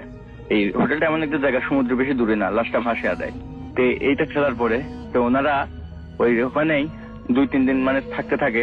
হঠাৎ করে 3-4 দিন পরে ওনারা 3-4 জন ছিল, তার মধ্যে 3 জনই ফাঁসি মানে একসাথে ফাঁসি নিয়ে সুইসাইড করে, আর একজন অজ্ঞান অবস্থায় পড়ে থাকে। এইটা হওয়ার পরে তারপরে আপনার এখানকার যে মানে হোটেলের যে লোকজন তারা দেখে, ওনাকে বলে, উনি আর কিছু বলতে পারে না যে কিভাবে হলো। পরে এটা পুলিশ কেস হয়ে যায়, অনেক রকম সমস্যা হয় হোটেলে। বাদ বাকি ঘটনাটা সরি রাসেল ভাই আমি জানি না যে লাস্টে কি হয়েছিল, ওই ছেলেদের কি জন্য সুইসাইড করছিল ওই লোক সেটাও বলতে পারে নাই, এবং ওই লোককে পুলিশ হেফাজতে নেওয়ার কারণে সম্ভবত সেটাও আমি জানতে পারি নাই। এই ছিল আমার ঘটনা রাসেল ভাই। আমরা চলে যাই আপনার ঘটনায়, এবং প্রথম আমরা কোন ঘটনা শুনছি সেটা কতদিন আগে ঘটেছিল? এটা 1998 সালের ঘটনা। জি, একটু আমি একটু আগে ব্যাখ্যা দিই। অবশ্যই অবশ্যই, আপনি আপনার মতো করে বলুন। 1998 সালে আমি, আমাদের বাসাটা এরকম 3 তলা বাসা। জি, একতলায় এক চাচা থাকেন, জি, থাকেন বলে থাকতেন, কারণ বড় চাচি আমরা তাকে বড় আম্মা বলতাম। জি, তারপরে বড় আব্বা ওনারা মারা গেছেন। মারা যাওয়ার ফলে আমার চাচাতো ভাইরা ওনারা সবাই আমেরিকা থাকেন, শুধু বাংলাদেশে থাকেন বড় বোন আর দুলাভাই থাকেন। আচ্ছা, দোতলাতে এক চাচা থাকেন আর 3 তলায় আমরা থাকতাম। জি, আপনার 98 সালে আমি যখন এখানে ভোটার আইডি কার্ড প্রথম যখন প্রজেক্টটা শুরু হলো, তা আমি কিছু ওখানে কাজ পেয়েছিলাম, ছবির কাজ পেয়েছিলাম। তো ছবির কাজগুলো করার জন্য যেহেতু ওই নিচতলায় কেউ থাকে না বা থাকতো না, তো এটা পরিত্যক্তই ছিল ওটাও এক ধরনের। আচ্ছা, তা আমি আমার দুলাভাইকে বলে যে আমি এখানে আমরা এই আইডি কার্ডের ছবির কাজগুলো করব, আপনি একটু আমাদের কাজ করার সুযোগ দেন। তো দুলাভাই খুব স্বতঃস্ফূর্ত ভাবে আমাদেরকে এখানে সুযোগ দিল। জি, জি, তা আমরা ওখানে ছবির কাজগুলো করতাম। আচ্ছা, তো আমার একদম স্পষ্ট মনে আছে কুরবানি ঈদের একদিন পরের ঘটনা। আচ্ছা, তো ঈদের মধ্যে সবাই তো বাড়ি চলে গেছে। জি, তো ওরা ফিরতে ডেফিনেটলি 4-5 দিন দেরি হবে। জি, তা আমি এই ফাঁকে মনে করলাম যে যেহেতু ওরা আসতে দেরি হবে আর কাজের যেহেতু অনেক চাপ, তো সেহেতু আমি কিছু ছবির কাজ করে রাখি। এই এই এই এই বাসাটাতেই আপনার যে ঘরটার কথা বলছেন, সেটার এই কিচেনটাকে আপনি বানিয়েছিলেন ডার্ক রুম, জি জি, যেখানে আসলে ছবি ডেভেলপ করতাম, প্রিন্ট করতাম। আর কিচেন রুমের পাশেই একটা ওয়াশরুম ছিল। আমি একটু আমরা একটু বলে দিই সবাইকে, তাহলে সবাই মানে জিনিসটা দেখতে পাবেন যে একটা মানে একটা উনি যেটা বলছেন যে ছবি ডেভেলপ করার জন্য যে ডার্ক রুমটা থাকে সেটা একটা অন্ধকার রুম হয়, সেখানে বিশেষ রঙের বাল্ব জ্বালানো যায়, লাল রঙের, সম্ভবত লাল রঙের বাল্ব জ্বালানো যায় ভেতরে, এবং সেখানে একটা এনলার্জার থাকে একটা, এবং কিছু ধরনের কেমিক্যালস থাকে, যে কেমিক্যালস থেকে একই সাথে একটা সময়, এখন সেটা বন্ধ হয়ে গেছে, নেগেটিভও যেরকম ডেভেলপ করা যেত ঠিক একইভাবে সেখান থেকে আমরা ছবিও প্রিন্ট করতে পারি। একটা বিশেষ ধরনের কাগজ, যে কাগজটা আসলে কোনোভাবে আলোর সংস্পর্শে আসতে পারবে না, কেমিক্যাল ব্ল্যাক এন্ড হোয়াইট ছবি ছিল। তো আপনারা সেইভাবেই করতেন, এবং সেই ডার্ক রুমটা ছিল, এবং সেটা অন্ধকার হওয়াটা খুব জরুরি ছিল। আর আমাদের এই যেটা কিচেন রুমকে যে ডার্ক রুম হিসেবে ব্যবহার করতাম, ঠিক তার লাগোয়া একটা ওয়াশরুম ছিল, আর সামনে একটা বড় রুম আর লম্বা একটা বারান্দা। তো আমাদের সবাই মিলে কাজ করতাম। তো যেহেতু সবাই ঈদের মধ্যে বাড়ি চলে গেছে আর কেউ নাই, তো রাতে বেলা আমি একাই ছবির প্রিন্ট গুলো করছি। ছবি কিছু প্রিন্ট মনে করলাম যে এটা আগিয়ে রাখি, ওরা আসলে কাজগুলো আমার অ্যাডভান্স। তো যথারীতি আমি রাতে খাওয়া দাওয়া করে আমার ডার্ক রুমে, যেটা kitchen room cum dark room আর কি, তা আমি ওখানে ছবি প্রিন্ট এক্সপোজ দিচ্ছি। তো এখানে আরেকটু ফ্ল্যাশব্যাকে চলে যাই। তো আমরা যখন প্রায় রাতে আমরা কাজ করতাম, সবাই যখন একসঙ্গে থাকতাম। তো আমাদের দুলাভাই যিনি, উনিও নাই, উনি মারা গেছেন কিছুদিন আগে। তো উনি মাঝে মধ্যে আসতেন আমাদেরকে একটু সঙ্গ দেওয়ার জন্য। কখনো কখনো উনি ফ্লাস্কে করে চাও নিয়ে আসতেন, চিপস নিয়ে আসতেন, সবাই কাজ করছে একটু উনি একটু সঙ্গ দিতেন, একটু মজা করতেন করে আবার উনি যথাই চলে যেতেন। তো ওনার একটা হ্যাবিট ছিল, যখন উনি অনেক সময় আসতেন, যার জন্য আমরা যদি একা কাজ করতাম তাহলে আমরা করতাম কি, মেন ডোরটা ওটা পুরোনো আমলের বাড়ির, তো রিং গুলো ছিল বড় বড়, ফলে রিং এর মধ্যে তালা লাগালেও একটু ফাঁক থাকতো। জি। তো এই ফাঁক থাকার জন্য আমরা ভিতর থেকে ওটা খুলতে পারতাম, আর বাইরে থেকে কেউ এসেও খুলতে পারতাম। তো দুলাভাই যদি, যার জন্য দুলাভাইয়ের কাছে একটা চাবি দেওয়া ছিল, তো দুলাভাই এসে চাবি দিয়ে খুললে উনি সচরাচর ভিতরে ঢুকে আগে একটু জিজ্ঞেস করতেন, কেউ তোমরা আছো, বা আচ্ছা। কি অবস্থা। উনি জানতেন যে ডার্ক রুমে যে তোমরা কাজ করছি, খুললে জি। প্রবলেম হবে, তো যার জন্য উনি জিনিসটা আগে আমাদের জিজ্ঞাসা করতো, বা উনি বলতে সব বের হয়ে আসো, চা এনেছি বা চিপস এনেছি। যাই হোক, তো এটা আমাদের একটা সুন্দর রুটিন ছিল, আমরা সবাই আমরা জানতাম। তো ঈদের পর যেহেতু কেউ নাই, আমি একাই কাজ করছিলাম, তো আমি সুন্দর নিজের মনে, আপন মনে আমি এক্সপোজ দিয়ে যাচ্ছি। রাত কটা হবে আমি ঠিক বলতে পারবো না, আমার ওটা খেয়ালও নাই, এবং আমার কাছে তখন ঘড়িও ছিল না। তো আমি স্পষ্ট বুঝতে পারলাম যে কেউ একজন আসলেন, মেন ডোর খুললেন, সে ভিতরে আসলেন এবং সরাসরি উনি চলে গেলেন ওয়াশরুমে গেলেন, ফ্লাশ করলেন, ট্যাপ ছাড়লেন, পানি পড়া শব্দ হলো এবং টয়লেট থেকে উনি বের হলেন, এবং জাস্ট 2-3টে স্টেপের আওয়াজ পেলাম, তারপর আর কোনো আওয়াজ নেই। আমি কিন্তু কাজ করেই যাচ্ছি। হঠাৎ কিছুক্ষণ পর আমার মাথার মধ্যে একটা কাজ করলো যে একজন আসলো, টয়লেটে ঢুকলো, তারপর বের হওয়ার পর কিন্তু আর কোনো পায়ের আওয়াজ পেলাম না। তাহলে সে কি হাওয়া হয়ে গেল? আমার মনে মনে চিন্তা করলাম, দুলাভাই বোধহয় একটু মজা করার জন্য হয়তো আমার ঠিক ডার্ক রুমের পিছনে দরজাকে দাঁড়িয়ে আছে হয়তো। আবার চিন্তা না, দুলাভাই তো এরকম কখনো করেন না। আমি চিন্তাটা বাদ দিয়ে আমি আমার কাজ করেই যাচ্ছি, কিন্তু আমার সিক্স সেন্স কিন্তু ওখানে অলওয়েজ আমাকে নক করছে যে আওয়াজটা কিন্তু আমি আর পাইনি, বের হয়ে এসছে, এটুকু আমি বুঝতে পারলাম। কিন্তু তারপরে কিন্তু আর কোন সাউন্ড পেলাম না যে সে বের হয়ে চলে গেল, না ওখানে অন্যদিকে গেল, জাস্ট 3-4টে স্টেপ, আর কোনো সাউন্ড নেই। আমি কাজ করছি ঠিকই, কিন্তু আমার মাথা কিন্তু কাজ করছে ওই দিকে যে কি আসলো, কি হলো আমি ঠিক করতে পারছি না। তারপরে একটু পর আমার ডার্ক রুমের মধ্যেই বেশ খুটখাট টুকটাক আওয়াজ পাচ্ছি। আচ্ছা। যে আওয়াজগুলো কখনোই হয় নাই, বা আমার মানে আমি যে কদিন কাজ করেছিলাম আওয়াজ কোনো পাইনি। তার চেয়েও যেটা আমার কাছে বেশি আতঙ্কিত হয়ে গেলাম, আমি স্পষ্ট বুঝতে পারছি যে রুমের মধ্যে কেউ একজন আছে। এটা আপনি একদম নিশ্চিত? আমি একদম নিশ্চিত, কারণ এই যেখানে আমরা কয়েকজন বসে আছি এটা তখন অনুভব করা যায়। আপনি লাইট নিভিয়ে দেন, বোঝা যাবে যে হ্যাঁ এখানে মানুষ আছে। মানুষ না থাকলে একটা যদি অন্য কিছু ইঁদুর বলেন বোঝা যায়, কিন্তু একজন যে কেউ এই রুমের মধ্যে আছে এটা কিন্তু আমি স্পষ্ট বুঝতে পারছি। তার ফলে আমি আরো একটু ভয় পেয়ে গেলাম যে আমি যখন ঢুকেছি তার আগে থেকে কি ওখানে ছিল না পরে ঢুকলো, কেন আমি তো জানি যে আমি ভিতরে ঢুকেছি, আলো জ্বালিয়েছি, তারপর তো সব প্রিপারেশন নিয়ে তো কাজ শুরু করে, তখন কাউকে দেখিনি। কিন্তু একজন যে ভিতরে কোন একজন আছে এটা আমি স্পষ্ট অনুভব করতে পারছি। প্লাস ওই যে একজন আসলো টয়লেটে, বের হয়ে গেল, তার সাউন্ড পাচ্ছি না। এই দুটো জিনিস আমাকে আরো একটু ভাবিয়ে তুললো যে কাহিনীটা কি বুঝতে পারছি না। আমি কাজ করছি যে আমি আমাকে জাস্ট মাইন্ডটাকে আমি এদিকে নিয়ে আসার চেষ্টা করছি যে ওটা হয়তো আমার শোনার ভুল, বা কিন্তু তারপরও আমার ভিতরে কিন্তু ওইটা বারবার নক করছে যে স্বাভাবিক কে যেন একজন বের হয়েছে, কিন্তু তার আমি আওয়াজটা পাইনি। যাই হোক, তার কিছুক্ষণ পরে আরেকটা যে ঘর আছে পাশে, যেখানে আমাদের অনেক কিছু কাগজপত্র, হ্যান ত্যান ফাইলপত্র থাকে, ওই ঘরের মধ্যে একটা আওয়াজ হচ্ছে চেয়ার টানার, টেবিল টানার, তারপর ধূপ ধাপ। তার চোর আসলো নাকি? স্বাভাবিক, হ্যাঁ, এরকম চিন্তা মাথায় আসাটা খুবই স্বাভাবিক। কি নিম আমার এখান থেকে, এমন তো দামি কোনো জিনিসপত্র না, আমাদের কিছু কাগজপত্র, ফাইলপত্র, তখন নানান রকমের জিনিস আপনার মাথার মধ্যে খুব কাজ। আর এই জিনিসটা আমার কাছে কখনো হয়নি। সেটাই সেটাই যার জন্য আমি একটু মানে বেশ একটু ঘাবড়ে গেছে। আতঙ্কিত। আর আরেকটা ব্যাপার তখন আমি পাশাপাশি খেয়াল করলাম, এটা একটু বলে রাখি যে আমাদের বাসার ভিতরে একটা আম গাছ আছে একটা, এবং সেটা কিন্তু আমি যেটাকে আমাদের ওই ডার্ক রুম কিচেন রুম যেটা আর কি ওটার পাশে।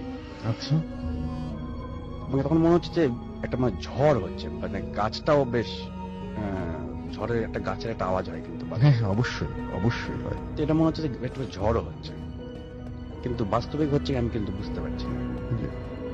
তো যাক, অনেক আমি নিজেকে আমি আবার একটু কন্ট্রোল করলাম, করে আমি আবার কাজ শুরু করলাম, যে কাজ করছি কিন্তু ওটা আমার মাথার মধ্যে সবসময় ঘুরছে যে কি যেন একটা হচ্ছে, মানে আমি ফাইন্ড আউট করতে পারছি না।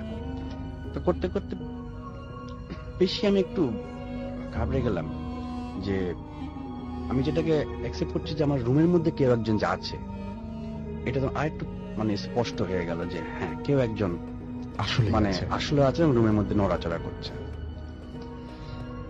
তো আমি বেশ বেশ মানে খুবই বেশ ভয় পেয়ে গেলাম। তো কাজ করতে করতে আমি মনে করলাম আজকের মতো এখানে স্থগিত করি, আর করবো না। এরকম চিন্তা ভাবনা জাস্ট করেছি যে কাজ আমি চলে যাই এটা বন্ধ করে। ঠিক সেই সময় মানে আমাদের আমি যেখানে ডার্ক রুম যেটাকে বানিয়েছি তার সামনে একটা লম্বা একটা বারান্দা আছে। আচ্ছা, এই বারান্দাতে একটা আওয়াজ পাচ্ছি, পায়ের আওয়াজ, মানে একজন হাঁটছেন। আচ্ছা, আমি খুব কান খেয়াল করে দেখি যে হাঁটছেন তার পায়ে খড়ম। আচ্ছা, এবং আরেকটা শব্দ আসছে, সেই শব্দটা আমি অনেক চেষ্টা করে বের করলাম, তার হাতের লাঠিও আছে। তার মানে একসাথে খড়মের ঠক ঠক এবং লাঠির একটা আওয়াজ, কারণ আপনার আওয়াজটা তো চেঞ্জ হয়ে যাচ্ছে। রাইট, খড়মের আওয়াজ একরকম আসছে, লাঠির আওয়াজ একরকম আসছে, এবং সেই বারান্দা থেকে এই মাথা থেকে ও মাথা যাচ্ছে। আর ঠিক আমার এই রান্নাঘরের গেটটার কাছে আসা মাত্র সে দুটো করে ঠোকা দিচ্ছে, দিয়ে আবার চলে যাচ্ছে মেঝেতে, বুঝতে পেরেছি। আবার ওই মাথায় চলে যাচ্ছে, আবার আসছে। এরকম 2-3 বার হওয়ার পর আমি দেখলাম এই সাউন্ডটা খুব চেনা চেনা আমার কাছে। তো অনেক চিন্তা ভাবনা করলাম যে আমার দাদা হাঁটতেন হাতে লাঠি নিয়ে, এবং উনিও পায়ে খড়ম দিতেন। তো বেশ তখন একটু মানে আমার প্রতি খুব নার্ভাস ফিল করলাম, যে মনে হয় আজকে আমার এখানে কাজ করাটা বোধহয় হয়তোবা প্রবলেম হচ্ছে, তো আমি মানে কাজটা বন্ধ করে দেই, মানে এটাই উচিত হবে। তো যথাযথ আমি তাড়াতাড়ি যেগুলো এক্সপোজ দিয়েছিলাম, ওগুলো জানেন আপনি প্রথমেই বলেছেন যে আলো লাগলে নষ্ট হয়ে যাবে, তাড়াতাড়ি প্যাকেট করে আমি প্যাকেটটা এক জায়গায় একটু সাইডে উঠে যে রাখলাম। আর আমি যেখানে বসে কাজ করছিলাম, যে এনলার্জারটা ছিল, ঠিক তার ডান সাইডেই কিন্তু মেন ডোর বের হয়ে যাওয়া। তা আমি একটু উঠে যে প্যাকেটগুলো ওখানে রাখলাম, রেখে সরাসরি আমি বের হয়ে, সবচেয়ে ভয়ঙ্কর জায়গা এটাই, হ্যাঁ একদম, বের হয়ে যাব বলে আমি আসছি। যেখানে ডোর, আমি সোজাসুজি এসে হাত দিয়ে কিন্তু এখান থেকে ওয়াল, দেয়াল। জি, আমি আপনার নিজের বাসা, আপনি বড় হয়েছেন, এবং বড় হয়েছে, এবং আমার তো মুখস্থ যে আমি এই যে বসে আছি, আপনি এই যে স্টুডিও, আপনার তো জানা আছে, লাইট অফ করলে আপনি কিন্তু জানবেন যে আপনার ডোরটা কোন, কারণ আপনি কোন দিকে বসে আছেন, আপনার ডোর কোন সাইডে। আমি হয়তো নতুন আসলে আমি হয়তো না জানতে, কিন্তু জন্ম থেকে মানে বেড়ে উঠছেন আপনি ধীরে ধীরে, সেখানে তো কোনো ভুল হওয়ার কোনো প্রশ্নই না। আমি কি উল্টা দিকে আসলাম, তাহলে অপোজিটে হয়তো ভুল করে ফেলেছি আমি আতঙ্কে।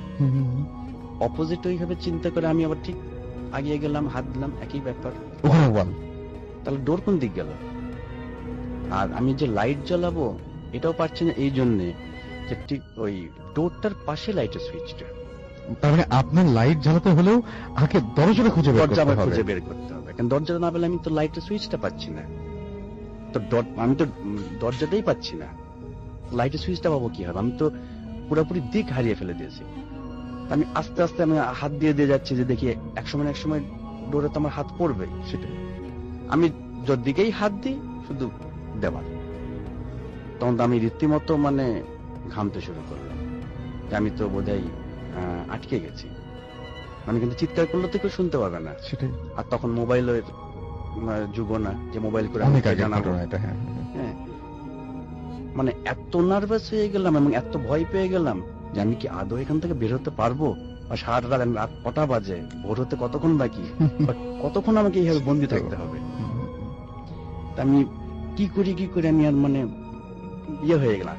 এটার চাইতে তখন যেটা মানুষের হয় সচরাচর, এরকম সিচুয়েশন হয় কি আরো খারাপ খারাপ চিন্তাগুলি মানুষের মধ্যে বেশি বেশি আসে। আসে। হ্যাঁ, একদম। ভয়ের আরেকটা কারণ হচ্ছে যে তখন আমার মনে মনে চিন্তা হচ্ছে, ইনকেস যদি এখন যদি কেউ পট করে দরজাটা খুলে সামনে দাঁড়ায়, আর তার চেহারা যদি বিভৎস হয়ে থাকে বা ভয়ঙ্কর চেহারা হয়ে থাকে, তাহলে কি হবে? এটা আরো ভয় পেয়ে গেলাম। আমি কি করি, কিন্তু ঠিক সেই সময় আবার সেই ঘরের মধ্যে আওয়াজটা শুরু হয় এবং উপর থেকে মনে হয় কি জানি একটা খুলে পড়লো, আমার পাশ দিয়ে পড়ে গেল। আমি চিন্তা করলাম যে উপর থেকে যদি সিলিং থেকে কিছু পড়ে, যদি ভারী কিছু হয়, আমার মাথায় যদি পড়ে, আমি তো ওখানে পড়ে থাকবো সেন্সলেসে। পরের দিন ছাড়া তো কেউ তো আমাকে মানে জানতে পারবে না। মানে রীতিমতো তখন সবগুলো ভয় এসে একত্রে, এদিকে জানের ভয়, ভূতের ভয়, যেটাই বলেন, মানে আমি মানে কিংকর্তব্য মনে আমি মানে কি বলবো, মানে দাঁড়িয়ে আছি চুপচাপ, কি করবো আমি বুঝে উঠতে পারছি না। তো চিন্তা করলাম, তাহলে হঠাৎ করে মাথায় ঢুকলো, আচ্ছা আমার ইনলার্জারের বডিটা খুলে আমি লাইটটা জ্বালাই, ইনলার্জারের ভিতরে লাইট আছে, সেটাই। তাতে আমি দেখতে পাবো।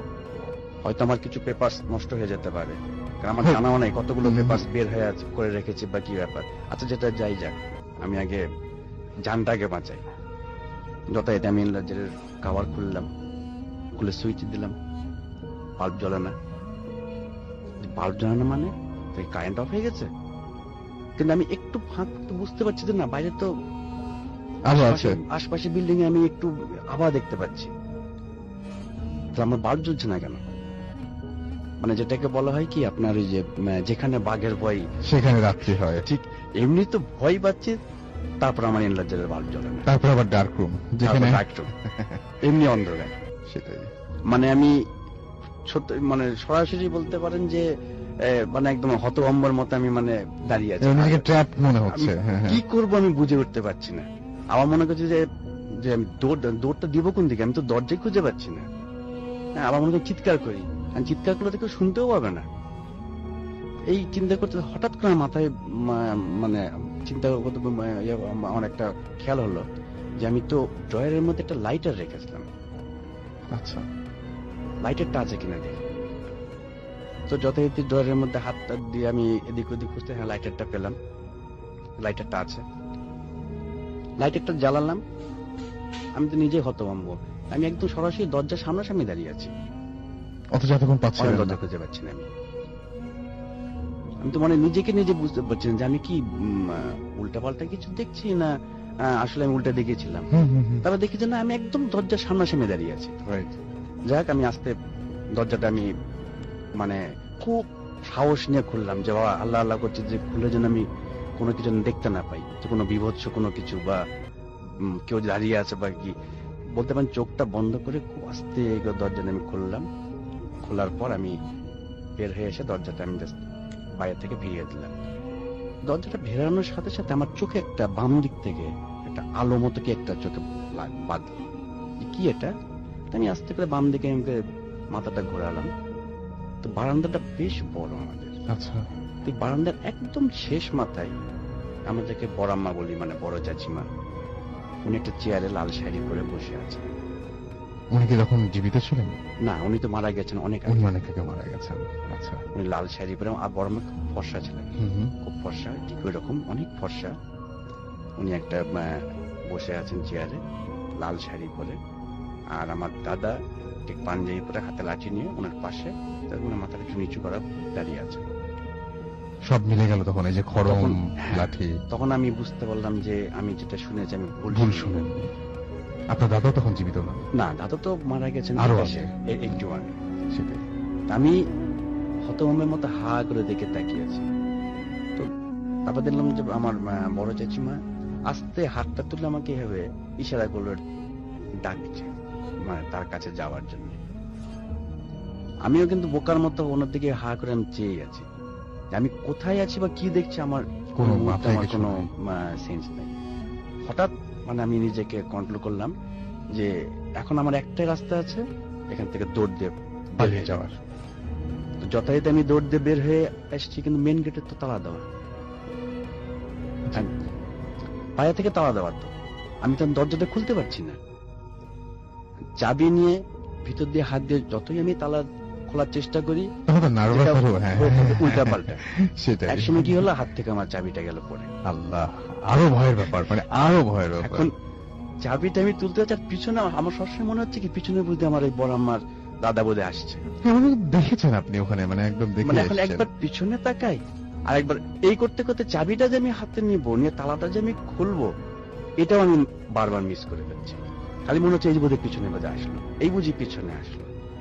দেখ কোনো মতে আমি উঠে, মানে যে কোনো ভাবে হোক, হঠাৎ করে তালাটা খুলে গেল। আমি তালাটা খুলে ওইভাবে দরজাটা খুলে রেখে আমি দৌড় উপরে। তো দৌড়টা আমি কিছু আর বলিনি, দেরা তো ঘুমাচ্ছিল, আমি চুপচাপ শুয়ে পড়লাম। সকালে উঠলাম, ওঠার পর উঠেই আমার ফার্স্টে আমার মাথায় যে কালকে রাতে কি কি ঘটেছে। তো সবচেয়ে মজার ব্যাপার হচ্ছে যে আমি এটাও আমার মনে আছে যে আমি বের হয়ে আসার পর আমি কিন্তু দরজা লক করি, তালা দিইনি। আমি তালা এবং চাবি দুটো নিয়েই কিন্তু আমি উপরে উঠে এসেছি। আমি মনে করলাম এবার যে নিচে একটু দেখে আসি কি অবস্থা, বা রাতের বেলা কেন এলার্জি লাইট জ্বললো না, বা আমার কাপ পেপার গুলো কি হলো, এটা দেখার জন্য আমি ফ্রিজের উপরে রেখেছিলাম তালার চাবিটা।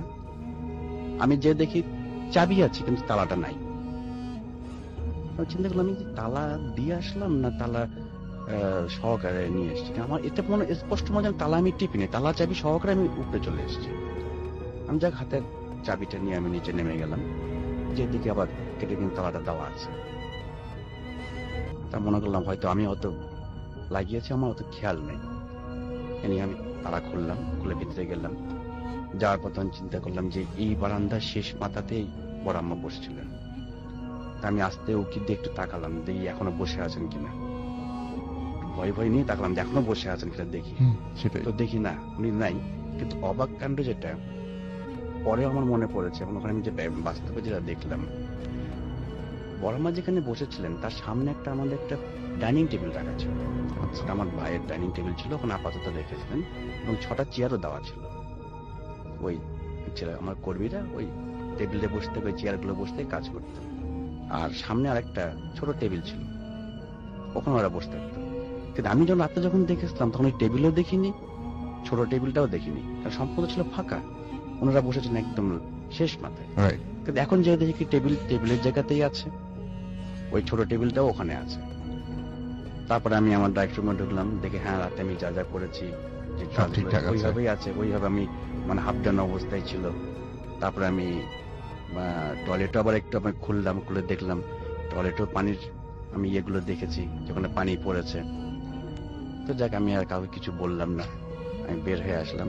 কিন্তু এই রহস্যটা আমি এখনো মানে উদ্ঘাটন করতে পারিনি, আমি কেন এরকম হলো। জি, thank you very much, thank you. আমরা চলে যাব আমাদের প্রথম অতিথির কাছে আবারও, এবং তার আসলে আরো অনেক ঘটনা রয়েছে এই বাসাটায়।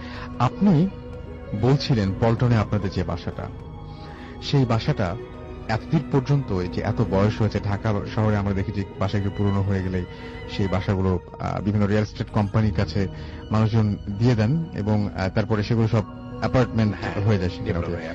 আপনাদের কখনো ইচ্ছা করেনি যে বাসাটা এরকম হবে? হ্যাঁ হ্যাঁ হ্যাঁ, আমরা সবসময় এটা এখন আরো বলতে পারেন 96-এই আমরা প্রথম এটা নিয়ে চেষ্টা করেছিলাম, যেখানে যেন একটা ডেভেলপ করা যায়। কিন্তু কেন জানি না, এরকম বহুবার হয়ে গেছে, সবকিছু হয়ে গেছে, তারপরও কেন যদি হয় না। এবং আপনি বলছিলেন যে কেউ হয়তো চায় না যে এই বাসাটা, মনে হয় আপনার তাই মনে হয় যে কেউ হয়তো চায় না। হয়েছে বলতে পারেন যেটা MOU বলি আমরা, তারপরে তারা বোর্ডও লাগিয়ে দিয়েছে যে কাজ নির্মাণ কাজ শুরু হবে, এরকম কিছু একটা। এরকম পর্যায় থেকেও আমরা ব্যাক করে এসেছি, তারপরেও হয় না, তারপরেও আপনার এটা হয় না। আমি জানি না এখন আমাদের এই বাসাতে যারা আছেন তারাই চান না কিনা। আচ্ছা, আপনি তো অতিথির কথা বলছিলেন যে অতিথিরাও আপনাদের বাসায় যদি যান তারাও বিভিন্ন ধরনের ভয়ঙ্কর এক্সপেরিয়েন্স নিয়েই ফেরেন। আপনার সেই অতিথির কথা? হ্যাঁ, এরকম একটা ইমিডিয়েট একটা ঘটনা বলতে পারি।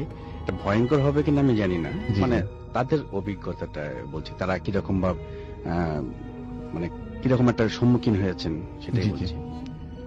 আমি প্রথমেই বলেছি যে আমাদের বাড়িটা 3 তলায়, বিভিন্ন তলায় বিভিন্ন জন থাকতেন। তো আমার দাদা আর দাদি থাকতেন দোতলায়। আচ্ছা।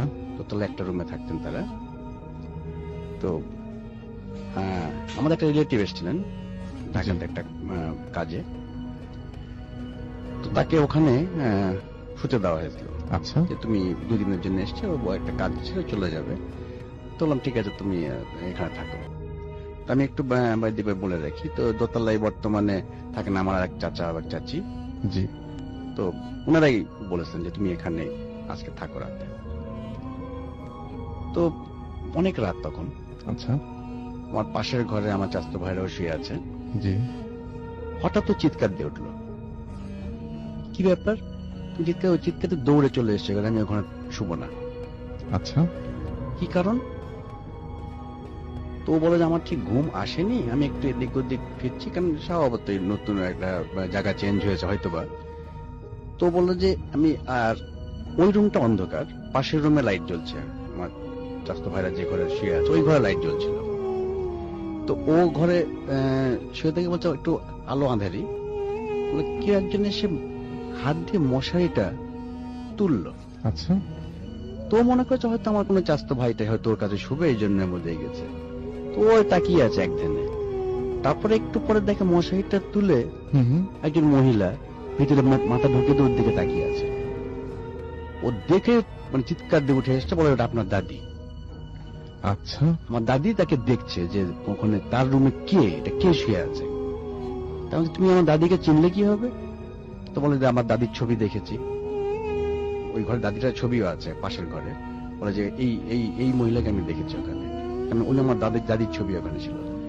অর্থাৎ এটাই বুঝতে পারলাম যে আমার দাদা বা দাদি তারা বাইরের কেউ তার রুমে থাকুক বা তার ঘরে শুক, এটা হয়তো বা তারা মনে হয় পছন্দ করেন না। আচ্ছা। আপনি জিনিসটা একটু উপলব্ধি করেন। আপনি শুয়ে আছেন, ঘুমাচ্ছেন, বা একটু তন্দ্রা ভাব, একটা হাত দিয়ে আছে মশারিটা তুলে একজন একটা মাথা ঢুকিয়ে দিল মশারির ভিতরে, তাকে দেখছে ভালো করে। আপনি একটু অনুভব করে দেখেন তখন আপনার সিচুয়েশন কেমন লাগবে। হ্যাঁ, সেটাই। এবং এটা আপনার মানে অতিথিরাও এই বাসা থেকে কোনো সময় মানে এরকম ভাবে, মানে কি বলবো, যে কোনো অভিজ্ঞতা না নিয়ে ফিরে যান না। আচ্ছা, আরেকটা জিনিস খুব আমার কাছে অবাক লেগেছে। সেই জিনিসটা হচ্ছে যে আপনি বলছিলেন যে কোনো একটা দিন আপনাদের বাসার ছাদের উপরে আপনারা অদ্ভুত কিছু জিনিস দেখতে পেয়েছিলেন। একটু বলেন তো, মানে এটা আমরা শুনি যে অনেক সময় শুনি যে সাদা কাপড় পরা মহিলা দেখা যায়, আমরা শুনি যে অনেক সময় কালো ধরনের কোনো অবয়ব দেখা যায়, আমরা অনেক কিছু শুনি, কিন্তু আপনি দেখেছিলেন একদম ডিফারেন্ট একটা জিনিস। কি দেখেছিলেন বলেন তো আমাকে একটু। ওটা কিন্তু আমি রাতে দেখিনি, দিনের বেলায় দেখেছেন। দিনের বেলা সেটা আরো অদ্ভুত ব্যাপার। এটা আমরা রাতে যেটা উপলব্ধি করি, অনেক রাতে, এটা প্রতিদিন ঘটে না, মাঝে মধ্যে হয় যে ছাদের উপরে কেউ দৌড়াদৌড়ি করছে। জি। এটা প্রায় সময় আমরা বুঝতে পারি। তারপরে আপনার অনেকে শখ বশত মেয়েরা পায়ে এটা কি বলে নুপুর পড়েন। জি। তা হাঁটলে একটা সুন্দর আওয়াজ হয়তো। জি। এই আওয়াজটা পরিষ্কার আসে। এটা এখনো আসে প্রতিদিন, মানে সবাই পায়। সবাই পায় এটা, মাঝে মধ্যে এই জিনিসটা পাওয়া যায়। তারপরে আরেকটা জিনিস আপনি অনুভব করবেন, সেটা হচ্ছে খুব সুন্দর একটা স্মাইল, গন্ধ আসে, যেটা ডিফারেন্ট। আমরা যে পারফিউমটি ইউজ করে তার মতো জানা আছে, জি, কিন্তু এটা একদম ডিফারেন্ট। এটা আপনাদের বাসার কেউ ইউজ করে না, কেউ ইউজ করে না। জি। তো এরকম ভাব প্রায় অনেক কিছুই মানে আমরা উপলব্ধি করি বা অনুভব, যেটাই বলে। আমি কয়েকদিন, এটা আপনার কয়েক মাস আগেকার ঘটনা, আমি সকালে উঠে ছাদে গেছি, যে আমি নিজেই হতভম্ব হয়ে গেছি। পুরো ছাদ বাগান বিলাস যে ফুল, এবং পিঙ্ক কালারের, যেটা মানে একটু একদম হালকা পিঙ্ক না, একটু গাঢ় যে পিঙ্ক, যেটা পুরো ছাদ ভর্তি এই। আচ্ছা। আমি মনে করলাম হয়তো পাশে কোনো বিল্ডিং কানগের থেকে। আমি এদিক ওদিক তাকালাম না, কারো বাসাতে তো এরকম ধরনের গাছ নাই। আর আমাদের তো সব দিকে তো অফিস, গাছ তো থাকার কথা না। আর আপনি নিজেও বুঝতে পারছেন যে একটা ছাদ ভর্তি ফুল থাকলে কি পরিমাণ ফুল থাকতে হবে। আমি আবার সঙ্গে সঙ্গে আমার ওয়াইফকে ডাকলাম যে দেখো ছাদের উপরে এটা কি, দেখা। ও দেখলো, পুরো ছাদ আপনার বাগান বিলাস ফুল দিয়ে ভর্তি ছিল। মানে এটা আপনাদের বাসায় তো নাই, আশেপাশেও না কোথাও না না না। নাই, এবং এটা আপনারা একদিনই দেখেছেন? হ্যাঁ, একদিন। আগের রাতে বেলা ঝড়টা হয়েছিল না, বা এরকম না, কিছু না? এটা একদিন বললে ভুল। তার আবার 10-12 দিন পরে একবার দেখেছিলাম, তবে ওই পরিমাণ ছিল না। তখন ছাদই ছিল, কিন্তু একটু হালকা, অতটা ছিল না। ওটা যখন পুরো ছাদ ভর্তি ছিল, একদম মনে হয় যে একদম পুরোটা বোধ হয় আপনার কোন অনুষ্ঠানের মধ্যে যেমন সুন্দর করে সাজানো হয়, ঠিক ওইভাবে মানে একদম সাজানো ছিল। আর তারপরে যেটা দেখেছিলাম সেটা ছিল, কিন্তু তার পরিমাণটা কম ছিল। কম ছিল। আপনার স্ত্রী আপনার সঙ্গে আছেন এবং জি। উনিও ওই বাসায় কিছু কিছু জিনিস দেখেছেন। আর একটু একটু যদি উনি যদি একটু বলতেন যে কি আপনি এই বাসায় থেকে আপনি কি দেখতেন আসলে ম্যাক্সিমাম সময়? আমি আসলে দেখতাম আপনার নামটা সবাইকে একটু জানিয়ে আমার দেন। নাম নাহিদ রেজা। জি। আমি মিসেস মাসুদ। তা আমি যেটা দেখেছি সেটা হচ্ছে যে পুরনো বাড়ি তো, তা রান্নাঘর থেকে আমার খাওয়ার টেবিলটা বেশি দূরত্ব না। জি। একটা বারান্দা আছে, ওটাকে আমরা লাল বারান্দা বলি, মানে জি, আগে জি। থেকে সবাই বলে আসছে, আমিও বলি। তা আমি যখন রান্নাঘর থেকে খাওয়ার টেবিলের দিকে যাচ্ছি, জি। তখন আমি একটা হিন্দু লোককে যেতে দেখেছি, আচ্ছা। ধুতি পরা, কিন্তু তার মুখটা আমি দেখি নাই। আচ্ছা, আপনি বলছেন যে আপনি বুকের নিচের অংশটুকু শুধু আমি দেখেছেন। দেখেছি, পূর্ব দিক থেকে পশ্চিম দিকে সে হেঁটে যাচ্ছে, এরকম আমি। কিরকম সময় এটা হবে? এটা ঠিক দুপুরের দিকে। দুপুরের দিকে। দুপুরের দিকে। তা এটা আমি অনেকবার দেখার পরে আমি আমার হাজবেন্ডকে বলি, আমার মুরব্বীদেরকে বলি, তারপরে যাই হোক সবাই দোয়াটা পড়তে বলে। তার কিছুদিন পরে, হ্যাঁ, আমাদের পুরানো বাড়ি তো, আমাদের ওয়াশরুমটা হচ্ছে উপরে, জি জি। 4 তলায়। তা আমি ওয়াশরুমে যাওয়ার জন্য 4 তলায় যাচ্ছি। ওখানে 4 তলায় আমাদের একটা চিলিকোঠার রুম, ওখানে সোফা টোফা দেওয়া আছে। তা আমি ওই রুমের ভিতর দিয়ে ওয়াশরুমে যেতে হয়।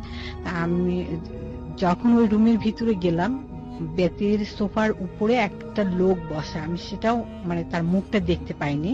সে পাটা তুলে বসে আছে, হ্যাঁ, বসে আছে, মানে তার লুঙ্গিটা পরা। হ্যাঁ, সে জাস্ট আমাকে দেখে মনে হলো যে সে নামিয়ে দিল, কিন্তু ওই অবস্থায় আমি দেখে এক চিৎকার দিয়ে নিচে চলে আসছি। তারপর দোতলা থেকে পাশে থেকে আমার চাচি শাশুড়ি ওনারা আসলো, কি হলো বললাম, তারপরে ওনারা জাস্ট আমাকে সান্ত্বনা দিল। মানে এই যে আপনার এই যে নুপুরের শব্দ, যা হ্যাঁ। কিছু, এগুলো কি আপনিও শুনতে পান? হ্যাঁ, আমিও শুনতে। ইভেন আমি কিন্তু অনেক ভয় পাই, আমি একা ঘরে থাকতে পারি না ওই বাড়িতে।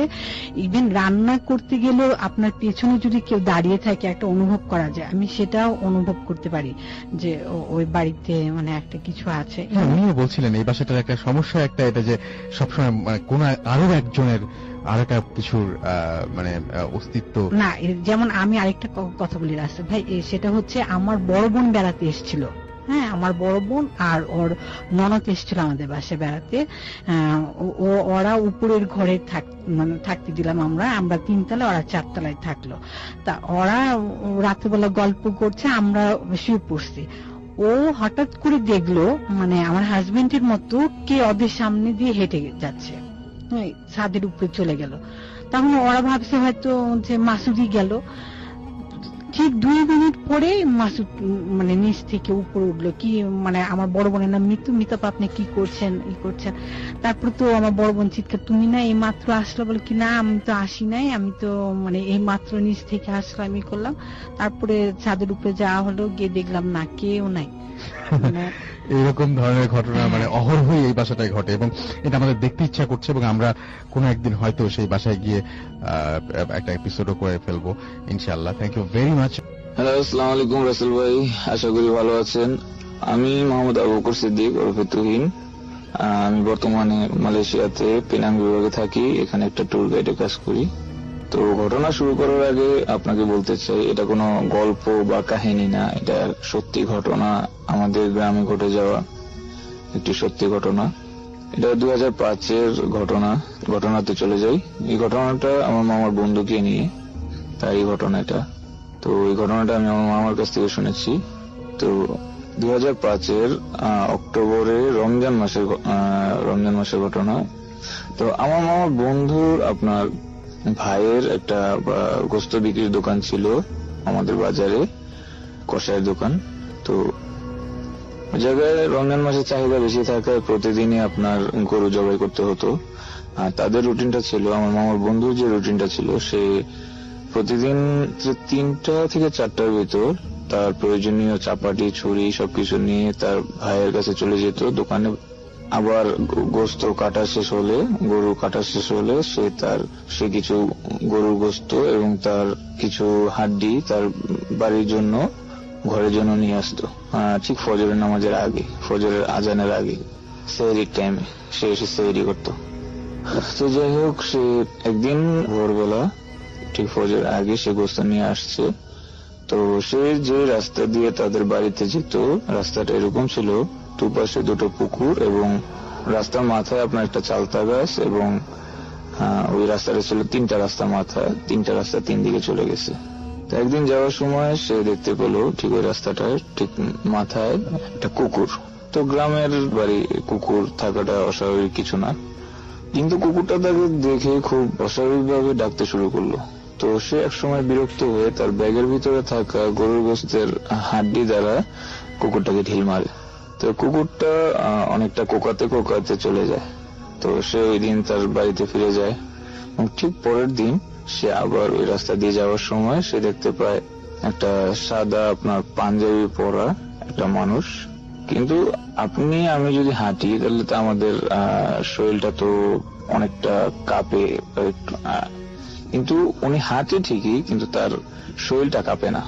তো সে এটা দেখে মোটামুটি একটু ভয় পেল, আর সে কোনো কথাও বলে না। ওই লোকটা, সাদা পাঞ্জাবি পরে যে লোকটা, অনেক বড় পাঞ্জাবি, তার ফেস দেখা যাচ্ছিল না কারণ খুব অন্ধকার ছিল, আর কিন্তু তার পুরোটা শরীরই মোটামুটি সাদা ছিল, একটা জায়গায় একটু রক্তাক্ত টাইপের ছিল, একটু লাল রঙের রক্তাক্ত টাইপের ছিল। তো সে এটা দেখে মোটামুটি খুব ভয় পেল এবং সেও কিছু বললো না, এবং ওই লোকটা, যে লোকটাকে সে দেখছে, সেও কিছু বললো না। কিছুক্ষণ পর সে হাওয়ায় মিলিয়ে গেল। তো সে ওটা দেখে আর ওইখানে দাঁড়ায় নাই, সে মুহূর্তের ভিতর তার বাড়িতে চলে গেল। বাড়িতে চলে যাওয়ার পর এরকম ভাবে কয়েকদিন তার এরকম বিভিন্ন জিনিস দেখতে থাকলো, এবং একদিন এরকম হলো যে সে হাঁটছে এবং সে অনুভব করছে তার সাথে কেউ হাঁটছে।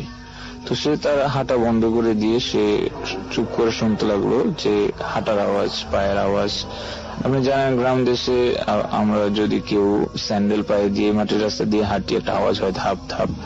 তো ঠিক ওরকমই একটা আওয়াজ, সে হাঁটছে না কিন্তু সে কাউকে দেখছেও না, কিন্তু হচ্ছে। তো সে ওটা এরকম কয়েকদিন অনুভব করলো, এবং একদিন সে বিরক্ত হয়ে আমার মামাকে জানালো, তার ক্লোজ ফ্রেন্ড। আমার মামাকে জানালো, আমার মামা তাকে বললো যে দেখ, ওই রাস্তাটা মানে ওই পয়েন্টটা আমাদের গ্রামের অনেক আগে থেকে একটু ভুতুরে টাইপের ছিল, তো ওইখানে সচরাচর বেশিরভাগ মানুষ যাওয়া আসা করে না, কিন্তু আমার মামার বন্ধু ওই রাস্তাটা ব্যবহার করে, কারণ হচ্ছে সে রাস্তা দিয়ে তাদের বাড়িতে সহজেই যাওয়া যায় আর কি, খুব দূরে না। তো যাই হোক, আমার মামা সেই রাস্তাটা চেঞ্জ করতে বললো এবং তাকে বললো তোকে এক হুজুরের কাছে নিয়ে যাব, সে তোকে তাবিজ আর কিছু পরা পানি দেবে, তুই ওটা সাথে রাখিস, তো কোনো সমস্যা হবে না, আর এই রাস্তা দিয়ে আর যাওয়ার দরকার নেই, তুই অন্য রাস্তা ব্যবহার করিস তোর বাড়িতে যাওয়ার জন্য। তো যাই হোক, এভাবে সে অন্য রাস্তা ব্যবহার করলো এবং ওই হুজুরের কাছ থেকে সে পানি পরা এবং তাবিজ নিয়ে আসলো, এবং তাবিজটা তার হাতে বাঁধলো, বেঁধে চলতে লাগলো কয়েকদিন। তো ওই কয়েকদিন তার কোনো সমস্যা হলো না।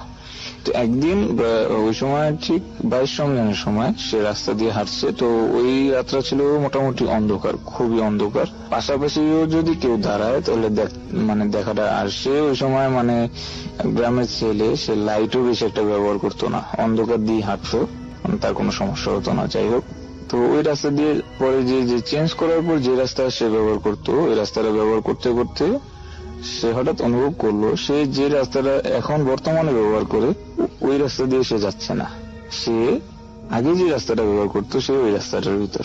কিন্তু এটা তো কি কোনোভাবেই সম্ভব হতে পারে না, তার মাথায় এটা কি যে আমি ওই রাস্তা দিয়ে গেলাম, তো এই রাস্তায় কিভাবে আসলাম। তো যাই হোক, সে এটা উত্তর পায় নাই। তো সে বাড়ির দিকে রওনা হলো, এবং ঠিক ওই মুহূর্তে তো সে গাছের শিকড়ের সাথে বেঁধে সে পড়ে যায়। তো পড়ে যাওয়ার পর ঠিক ওই মুহূর্তে অন্য একটা কিছু হতে পারে, মানুষ হতে পারে, এটা আমরা কেউই জানি না, কিন্তু তার মাজার ভিতর, মাজার উপর পড়ে, খুব জোরে পড়ে, এবং সে খুব ব্যথা পায়। সে এরকমই ব্যথা পায় যে তার বাড়ি অবধি সে আর যেতে পারে না। সে অনেক অনেক কষ্ট করে হামাগুড়ি দিতে দিতে বাড়ির পাশাপাশি যায় এবং ডাকাডাকি শুরু করে যে মা বাঁচাও, মা বাঁচাও। তো যাই হোক, সবাই এসে তাকে ধরাধরি করে আপনার উঠায় এবং বলে কি হয়েছে। তো সে আসলে এই ঘটনা বলার মতো অবস্থায় ছিল না, তার খুবই আপনার শারীরিক অবস্থা খারাপ হয়ে যায়। তাকে নিয়ে সবাই হসপিটাল নিয়ে যায়, কিছুদিন সে হসপিটালে থাকে এবং তারপর বাড়িতে নিয়ে আসে। তো হসপিটালের টেস্টে যেটা ধরা পড়ে, তার যে জায়গায় আঘাত পাইছে ঠিক সেই জায়গার বেশিরভাগ হাড্ডিগুলো আপনার ভাঙিয়া গেছে, গুঁড়া গুঁড়া হয়ে গেছে, এরকমই ডাক্তার বলে আর কি। তো অনেক কবিরাজও দেখায়, কিন্তু কোন রকমের কোনো লাভ হয় না, তার শরীর শুধু অবনতি দেখা যায় আর কি। কিন্তু একটা মুহূর্তে তার শরীর ফেটে কালো রক্ত বাইর হওয়া শুরু করে। তো তার শরীরের কন্ডিশন খুবই খারাপ হতে থাকে। তো কিছুদিন সে স্ট্রাগল করে পরে সে 28 রমজানের সময় সে মারা যায়। এবং মারা যাওয়ার আগে ঘটনাটা আপনার তার বন্ধু, ক্লোজ ফ্রেন্ড আমার মামা এবং তার কিছু আত্মীয় স্বজনকে সে বলে যায়। আর আসলে এই ঘটনার ব্যাখ্যা কেউই দিতে পারেনি, কোনো কবিরাজও দিতে পারেনি। যে কবিরাজ দ্বারা সে দেখাইছিল, সে কবিরাজ বলছিল এটা জিনের কাজ। তো আসলে আমরাও জানি না আসলে এটা কিসের কাজ আর কি জন্যই বা এরকম হলো। মানুষ জিনকে বিশ্বাস করুক আর না করুক, কিন্তু জিন আমাদের আশেপাশে আছে, সব জায়গায় আছে। তো অবহেলা বা এর সাথে বেয়াদবি, রাস্তাঘাটে চলার সময় কোনো কিছুর সাথে আপনার বেয়াদবি করাটা আসলে খুবই খারাপ। এতে তার ক্ষতির থেকেও বড় ক্ষতি হয়ে যেতে পারে। অনেক সময় মানুষ চিন্তাই করতে পারে না। ওকে, আপনি ভালো থাকবেন। আজকের জন্য এই পর্যন্তই। আল্লাহ হাফেজ। আমরা চলে যাব সরাসরি তার কাছে, এবং আপনার নামটা প্লিজ একটু বলবেন এবং আপনি কোথা থেকে এসেছেন যদি একটু বলবেন সবাইকে। হ্যালো লিসেনার, আমি মোহাম্মদ সজীব, আমি কুমিল্লা হোমনা থেকে এসেছি এন্ড আমি বর্তমানে ইস্টার্ন ইউনিভার্সিটি ইংলিশ অনার্স করতেছি। ওকে, আমরা চলে যাই আপনার ঘটনায়। ঘটনাটা কোথায় ঘটেছিল এবং কার সাথে ঘটেছিল? জি, ঘটনাটা হচ্ছে 2004-এর ঘটনা। আচ্ছা, ওই বছরই আমরা আমাদের গ্রামের বাড়ি মিরশিগিরি থেকে আমাদের হোমনা প্রপারে চলে আসি। আচ্ছা, আমি এখন ডিরেক্টলি আপনার ঘটনাতে চলে যাচ্ছি। জি প্লিজ। সময় হচ্ছে আপনার প্রায় সন্ধ্যা 10টা থেকে 10:30টার মতো। জি। তখন আমি এবং আমার ভাইয়া পড়াশোনা শেষ করে খাবারের জন্য বসলাম। হঠাৎ করে বাইরে থেকে বড় মামা এসে ডাকতেছে যে সজীব আসো বা রাজীব আসো বাসায়। তখন আমরা বললাম জি আছি, আমরা তো খাওয়া দাওয়া করতেছি, আসেন। তো মামা বললো না, আমি তো কুমিল্লা থেকে ট্রেনিং করে আসছি, অনেক রাত্র হয়ে গেছে, তোমরা দুই ভাই চলো আমার সাথে চলো, রাস্তাটা তো তেমন একটু ভালো না, আমাকে নিয়ে যাও। তো যাক, আমরা খাবার দাবার শেষ করে একটা লাইট নিয়ে বের হলাম। জি। তো আমি একটু বর্ণনা দিতে চাচ্ছি ডিস্টেন্সটা, বা অথবা আমাদের হোমনা পৌরসভা থেকে বাইরখোলা গ্রামের ডিস্টেন্সটা আমি একটু বর্ণনা দিতে চাচ্ছি। এই রাস্তাটা হচ্ছে বর্তমানে 10 থেকে 15 মিনিট লাগবে যদি হেঁটে যাই, একদম সোজা, বর্তমানে সোজা। কিন্তু 2004-এ এটা এত সোজা ছিল না। তখন আমরা গ্রামের ভিতর দিয়ে, হরিপুর নামে একটা গ্রাম ছিল, মাঝের গ্রামটা, গ্রামের ভিতর দিয়ে তারপর একটা গুদারা পের হয়ে তারপর বাইরখোলা গ্রামে যেতে হতো। কিন্তু এটা খুব কষ্টসাধ্য ছিল, বিশেষ করে বর্ষাকালে। আচ্ছা। আর আমার ঘটনাটা হচ্ছে বর্ষাকালেই। যাক, আমি ডাইরেক্ট এখন ঘটনা চলে যাচ্ছি। আমরা যখন বের হলাম, বের হওয়ার পর আমাদের পৌরসভা থেকে 4 থেকে 5 মিনিট হাঁটার পর একটা ব্রিজ পড়ে। এই ব্রিজে আমরা এখন আটাটা দেয়, বা অনেকেই আটাটা দেয়। সো ওই ব্রিজটা সবারই চিনে আমার এলাকার। তো আমরা যখন ব্রিজটাতে যাই, যাবার পরপরই হঠাৎ করে 3 থেকে 4টা বিড়াল আমাদেরকে ফলো করতেছে।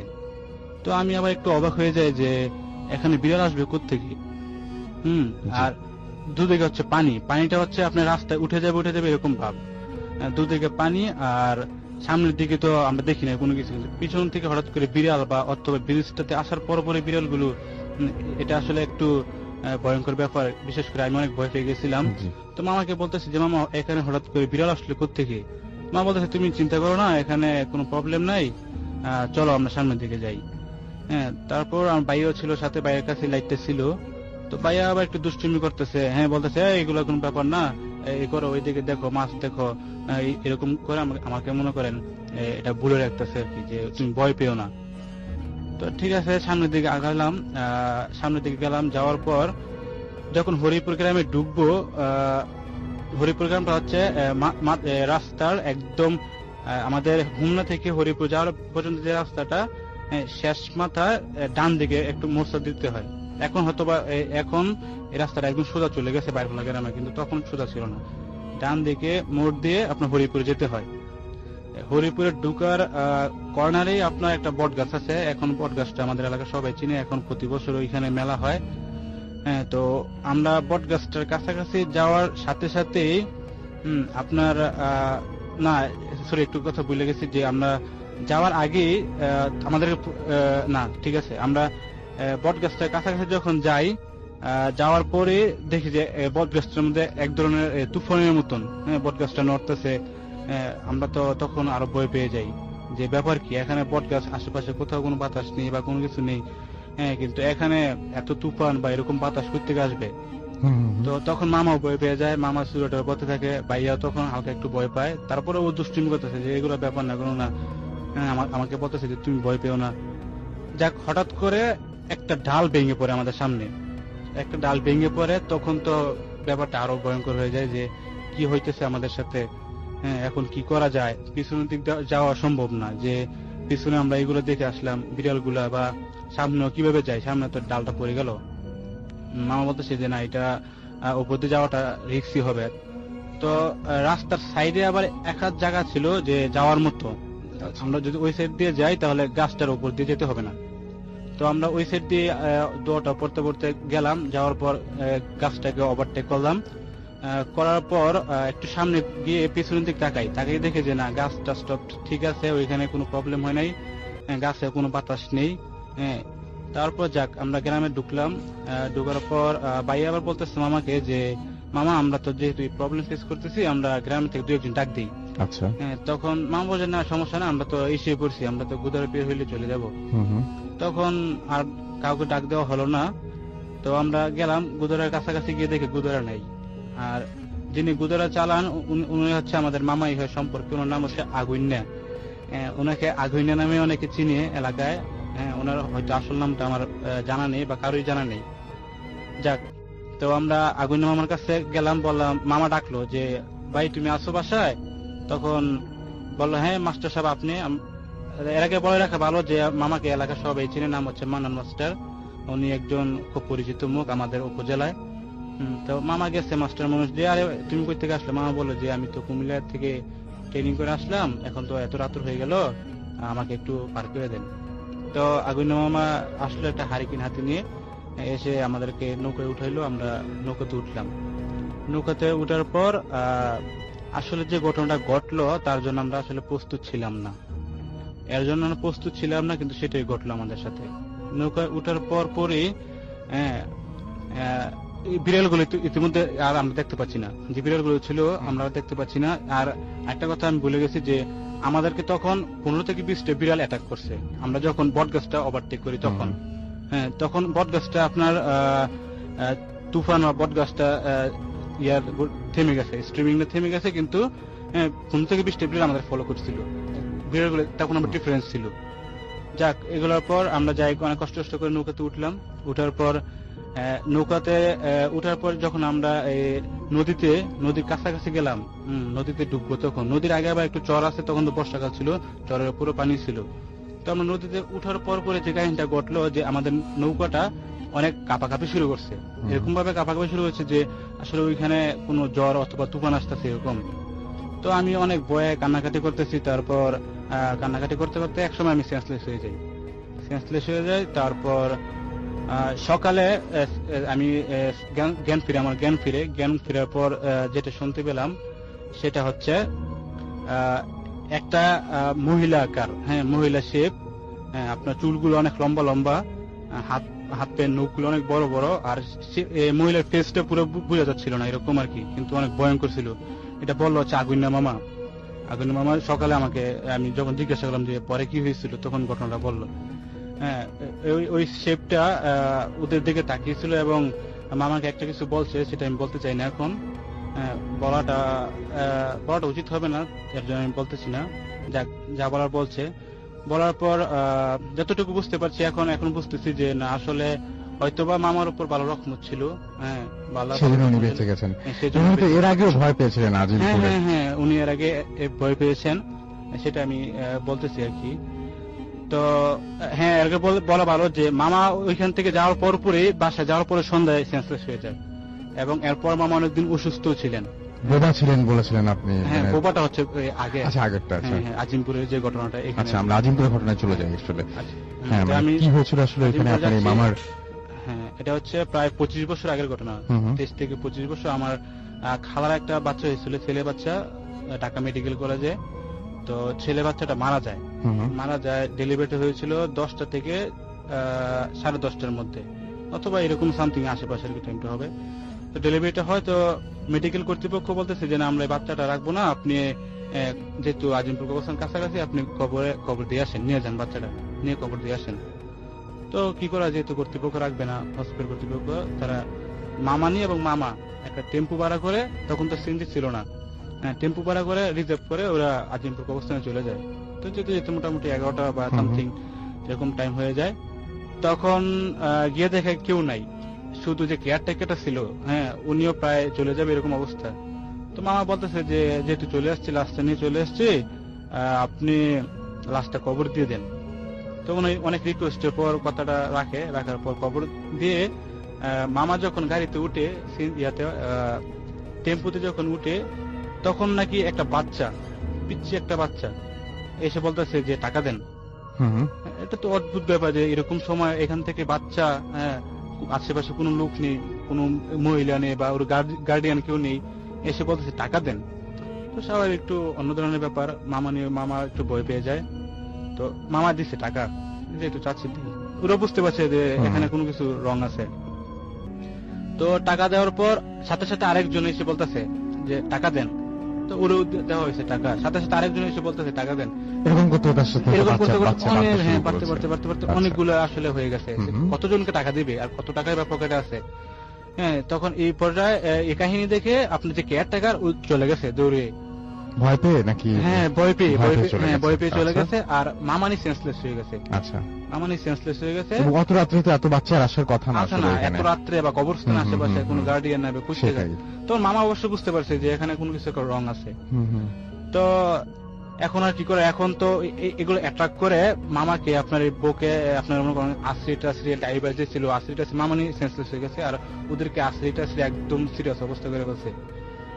তো ওরা ওইখানে সেন্সলেস হয়ে, মামা ওইখানে সেন্সলেস হয়ে গেছিল। পরবর্তীতে নাকি সকালে আপনার মনে করেন কিছু লোক দেখতে পায় রাস্তার ধারে, তারপর ওদেরকে নিয়ে ঢাকা মেডিকেল কলেজে টেম্পো আর কি হয়েছিল? টেম্পো হলো আপনার একই অবস্থা, মানে সেন্সলেস অবস্থায়, আসর টাসর এখানে রক্ত নাকি ওই বাচ্চাগুলো আক্রমণ করেছিল আসলে, বাচ্চাগুলো আক্রমণ করেছিল। এবং এরা কারা কিচ্ছু জানা যায় এখানে বাচ্চা। আর ঘটনা যেটা আমি একটু বলতে চাচ্ছি যে মামা পরবর্তীতে আপনার প্রায় 1 থেকে 1.5 মাস বোবা ছিলেন। এই ঘটনার পর থেকে কথা বন্ধ হয়ে গেছিল, কথা একদম বন্ধ, কোনো কিছুই করতেন না, চুপ থাকতেন।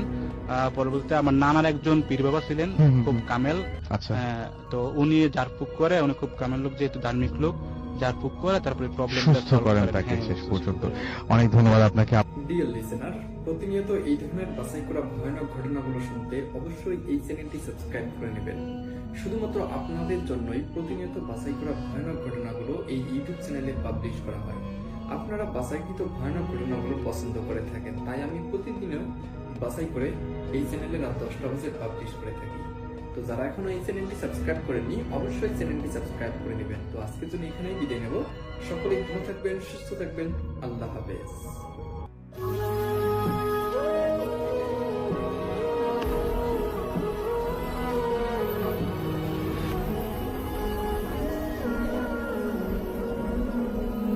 আসসালামু আলাইকুম প্রিয় লিসেনার্স, আশা করছি আপনারা সবাই ভালো আছেন এবং ভালো তো আছেন।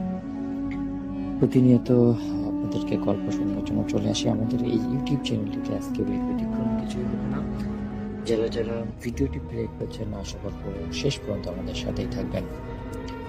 আজকে গল্প পড়ছি পেটপুরীর বিভীষিকা। গল্পটি আমাদের কাছে লিখছেন মোহাম্মদ জাহাঙ্গীর হোসেন। আমি তাকে স্বাগত জানাচ্ছি আমাদের আজকের মধ্যে। তাই তিনি লিখছেন, আমি গল্পটি আমার দাদুর মধ্যে শুনেছি। আমি অর্ণব, একজন গবেষক। বাংলার লোককথা ও অলৌকিক ঘটনার প্রতি আমার গভীর আগ্রহ। শীতলপুর হাউস নিয়ে একটি গল্প শুনেছি, শোনা যায় প্রায় 100 বছর আগে এখানকার শেষ জমিদার পরিবারে একটি রহস্যময় পরিস্থিতিতে মারা যান। তারপর থেকেই বাড়িটা পরিত্যক্ত। গ্রামের মানুষের রাতে ওই দিকে মারায় না। তাদের বিশ্বাস বাড়িটার প্রতিটি ইটে মিশে আছে ভয়ঙ্কর সব প্রেতাত্মা। এসব গল্প আমাকে আরো কৌতূহলী করে তোলে। আমি স্থির করি এক রাতে আমি একাই ওই বাড়িতে যাব, আর যদি কিছু খুঁজে পাই তাহলে সেটাই লিখে ছাপানোর চেষ্টা করব। সেই রাতে টর্চের আলো ফেলে আমি বিশাল পেরিয়ে ঢুকলাম সেই বাড়ির ভিতরে। চারপাশে ঘন জঙ্গল, শুকনো লতাপাতা আর চাপা নীরবতা। দরজাটা ভাঙা, ভিতরে অন্ধকার যেন হাহাকার করছে। ভিতরে ঢুকতেই ঠান্ডা একটা গন্ধ পেলাম, সাথে পুরনো ধুলোর গন্ধ। বিশাল হল করে ঢুকতেই আমার গা ছমছম করে উঠল। চারপাশে বিশাল বিশাল স্তম্ভ, ভাঙ্গা আসবাবপত্র আর সব চালে জড়া পুরো এলাকাটি। তারপর বিশাল আমার গা ছমছম করে উঠলো। মানে কোথাও কোনো শব্দ নেই, যেন শব্দ এক বাড়িতে ঢুকতে ভয় পায়। টর্চের আলো ফেলতেই দেখলাম মেঝেতে প্রাচীন কালচে রক্তের দাগ লেগে আছে। আমি সেগুলো লক্ষ্য না করে সিঁড়ি বেয়ে সিঁড়িগুলো প্রতি পদক্ষেপে ক্যাস ক্যাস শব্দ করে যেন প্রতিবাদ জানাচ্ছে ভিতরে যেও না। কিন্তু আমি তো একদম সবকিছু ঠিকঠাক করে নিলাম। দোতলায় করিডোরে ধরে হেঁটে যাচ্ছিলাম, হঠাৎ একটা ঘর থেকে চাপা কান্নার শব্দ শুনলাম। তৎক্ষণিক কিন্তু স্পষ্ট। ভয়ে আমার মেরুদণ্ড দিয়ে ঠান্ডা স্রোত বয়ে নেমে গেল। সাবধান। দরজার কাছে গিয়ে টর্চের আলো ফেললাম। দরজাটা ছিল কিন্তু তারাটা ভাঙ্গা। ঘরের ভিতরে একটি পুরনো পালঙ্ক আর ভাঙ্গা কাচের টুকরোগুলো ছড়িয়ে আছে। শব্দটা আরো তীব্র হলো। আমি অনুভব করলাম ঘরের ভিতরে একজন আছে, কিন্তু তাকে কোনোভাবেই দেখা যাচ্ছে না। কে ওখানে? আমি সাহস করে জিজ্ঞাসা করলাম। কান্নাটা থেমে গেল, বদলে এলো ফিসফিসানি, যেন বহু মানুষ একসাথে কথা বলছে কিন্তু কোনো কথা বোঝা যাচ্ছে না। আমার কানের ঠিক পাশে যেন কেউ ঠান্ডা নিঃশ্বাস ফেললো। আমি লাফ দিয়ে সরে এলাম। হঠাৎ ঘরের কোণ থেকে একটা ছায়া আমার দিকে এগিয়ে এলো। সেটা দেখতে মানুষের মতো, কিন্তু ভীষণ লম্বা আর হাতের দাঁতের মতো সাদা। তার চোখের দুটো যেন অনেক বড় গর্ত, আর ঠোঁট দুটো বিভৎসভাবে ফাঁকা, যেন দীর্ঘদিনের নীরব চিৎকার তাকে আটকে রেখেছে। আমি টস ফেলে দিতে যাচ্ছিলাম, কিন্তু নিজেকে সামনে নিলাম। কোনো মতে টসের আলোটা সরাসরি সেটার মুখে ধরলাম। ছায়াটা যেন একটা মানে ভয়ঙ্কর বিকৃত আর্তনাদ করে পিছিয়ে গেল। এরপর দেখলাম তাতে আমার প্রায় জ্ঞান হারানো যোগান হলো। ছায়াটা মিলিয়ে যেতে আমি দেখলাম পালকের পাশে একটা ছোট মেয়ের অভয়া, সাদা কাপড় পরা, তার চোখ দুটো রক্তবর্ণ। সে আমার দিকে করলো। সেই হাসিটা এতটাই ভয়ঙ্কর ছিল যে মনে হলো আমার কান ফেটে যাবে। সে হাসতে আমার দিকে ছুটে এলো। এবার আমি আর নিজেকে ধরে রাখতে পারলাম না, চিৎকার করে দরজার দিকে দৌড়ে যেতে লাগলাম। পিছন থেকে শুনলাম সেই মেয়েলি কণ্ঠটা, কোথায় পালাচ্ছ? তুমি তো আমাদের দেখতে এসেছো, সবকিছু শেষ না করে কেন দৌড়াচ্ছ?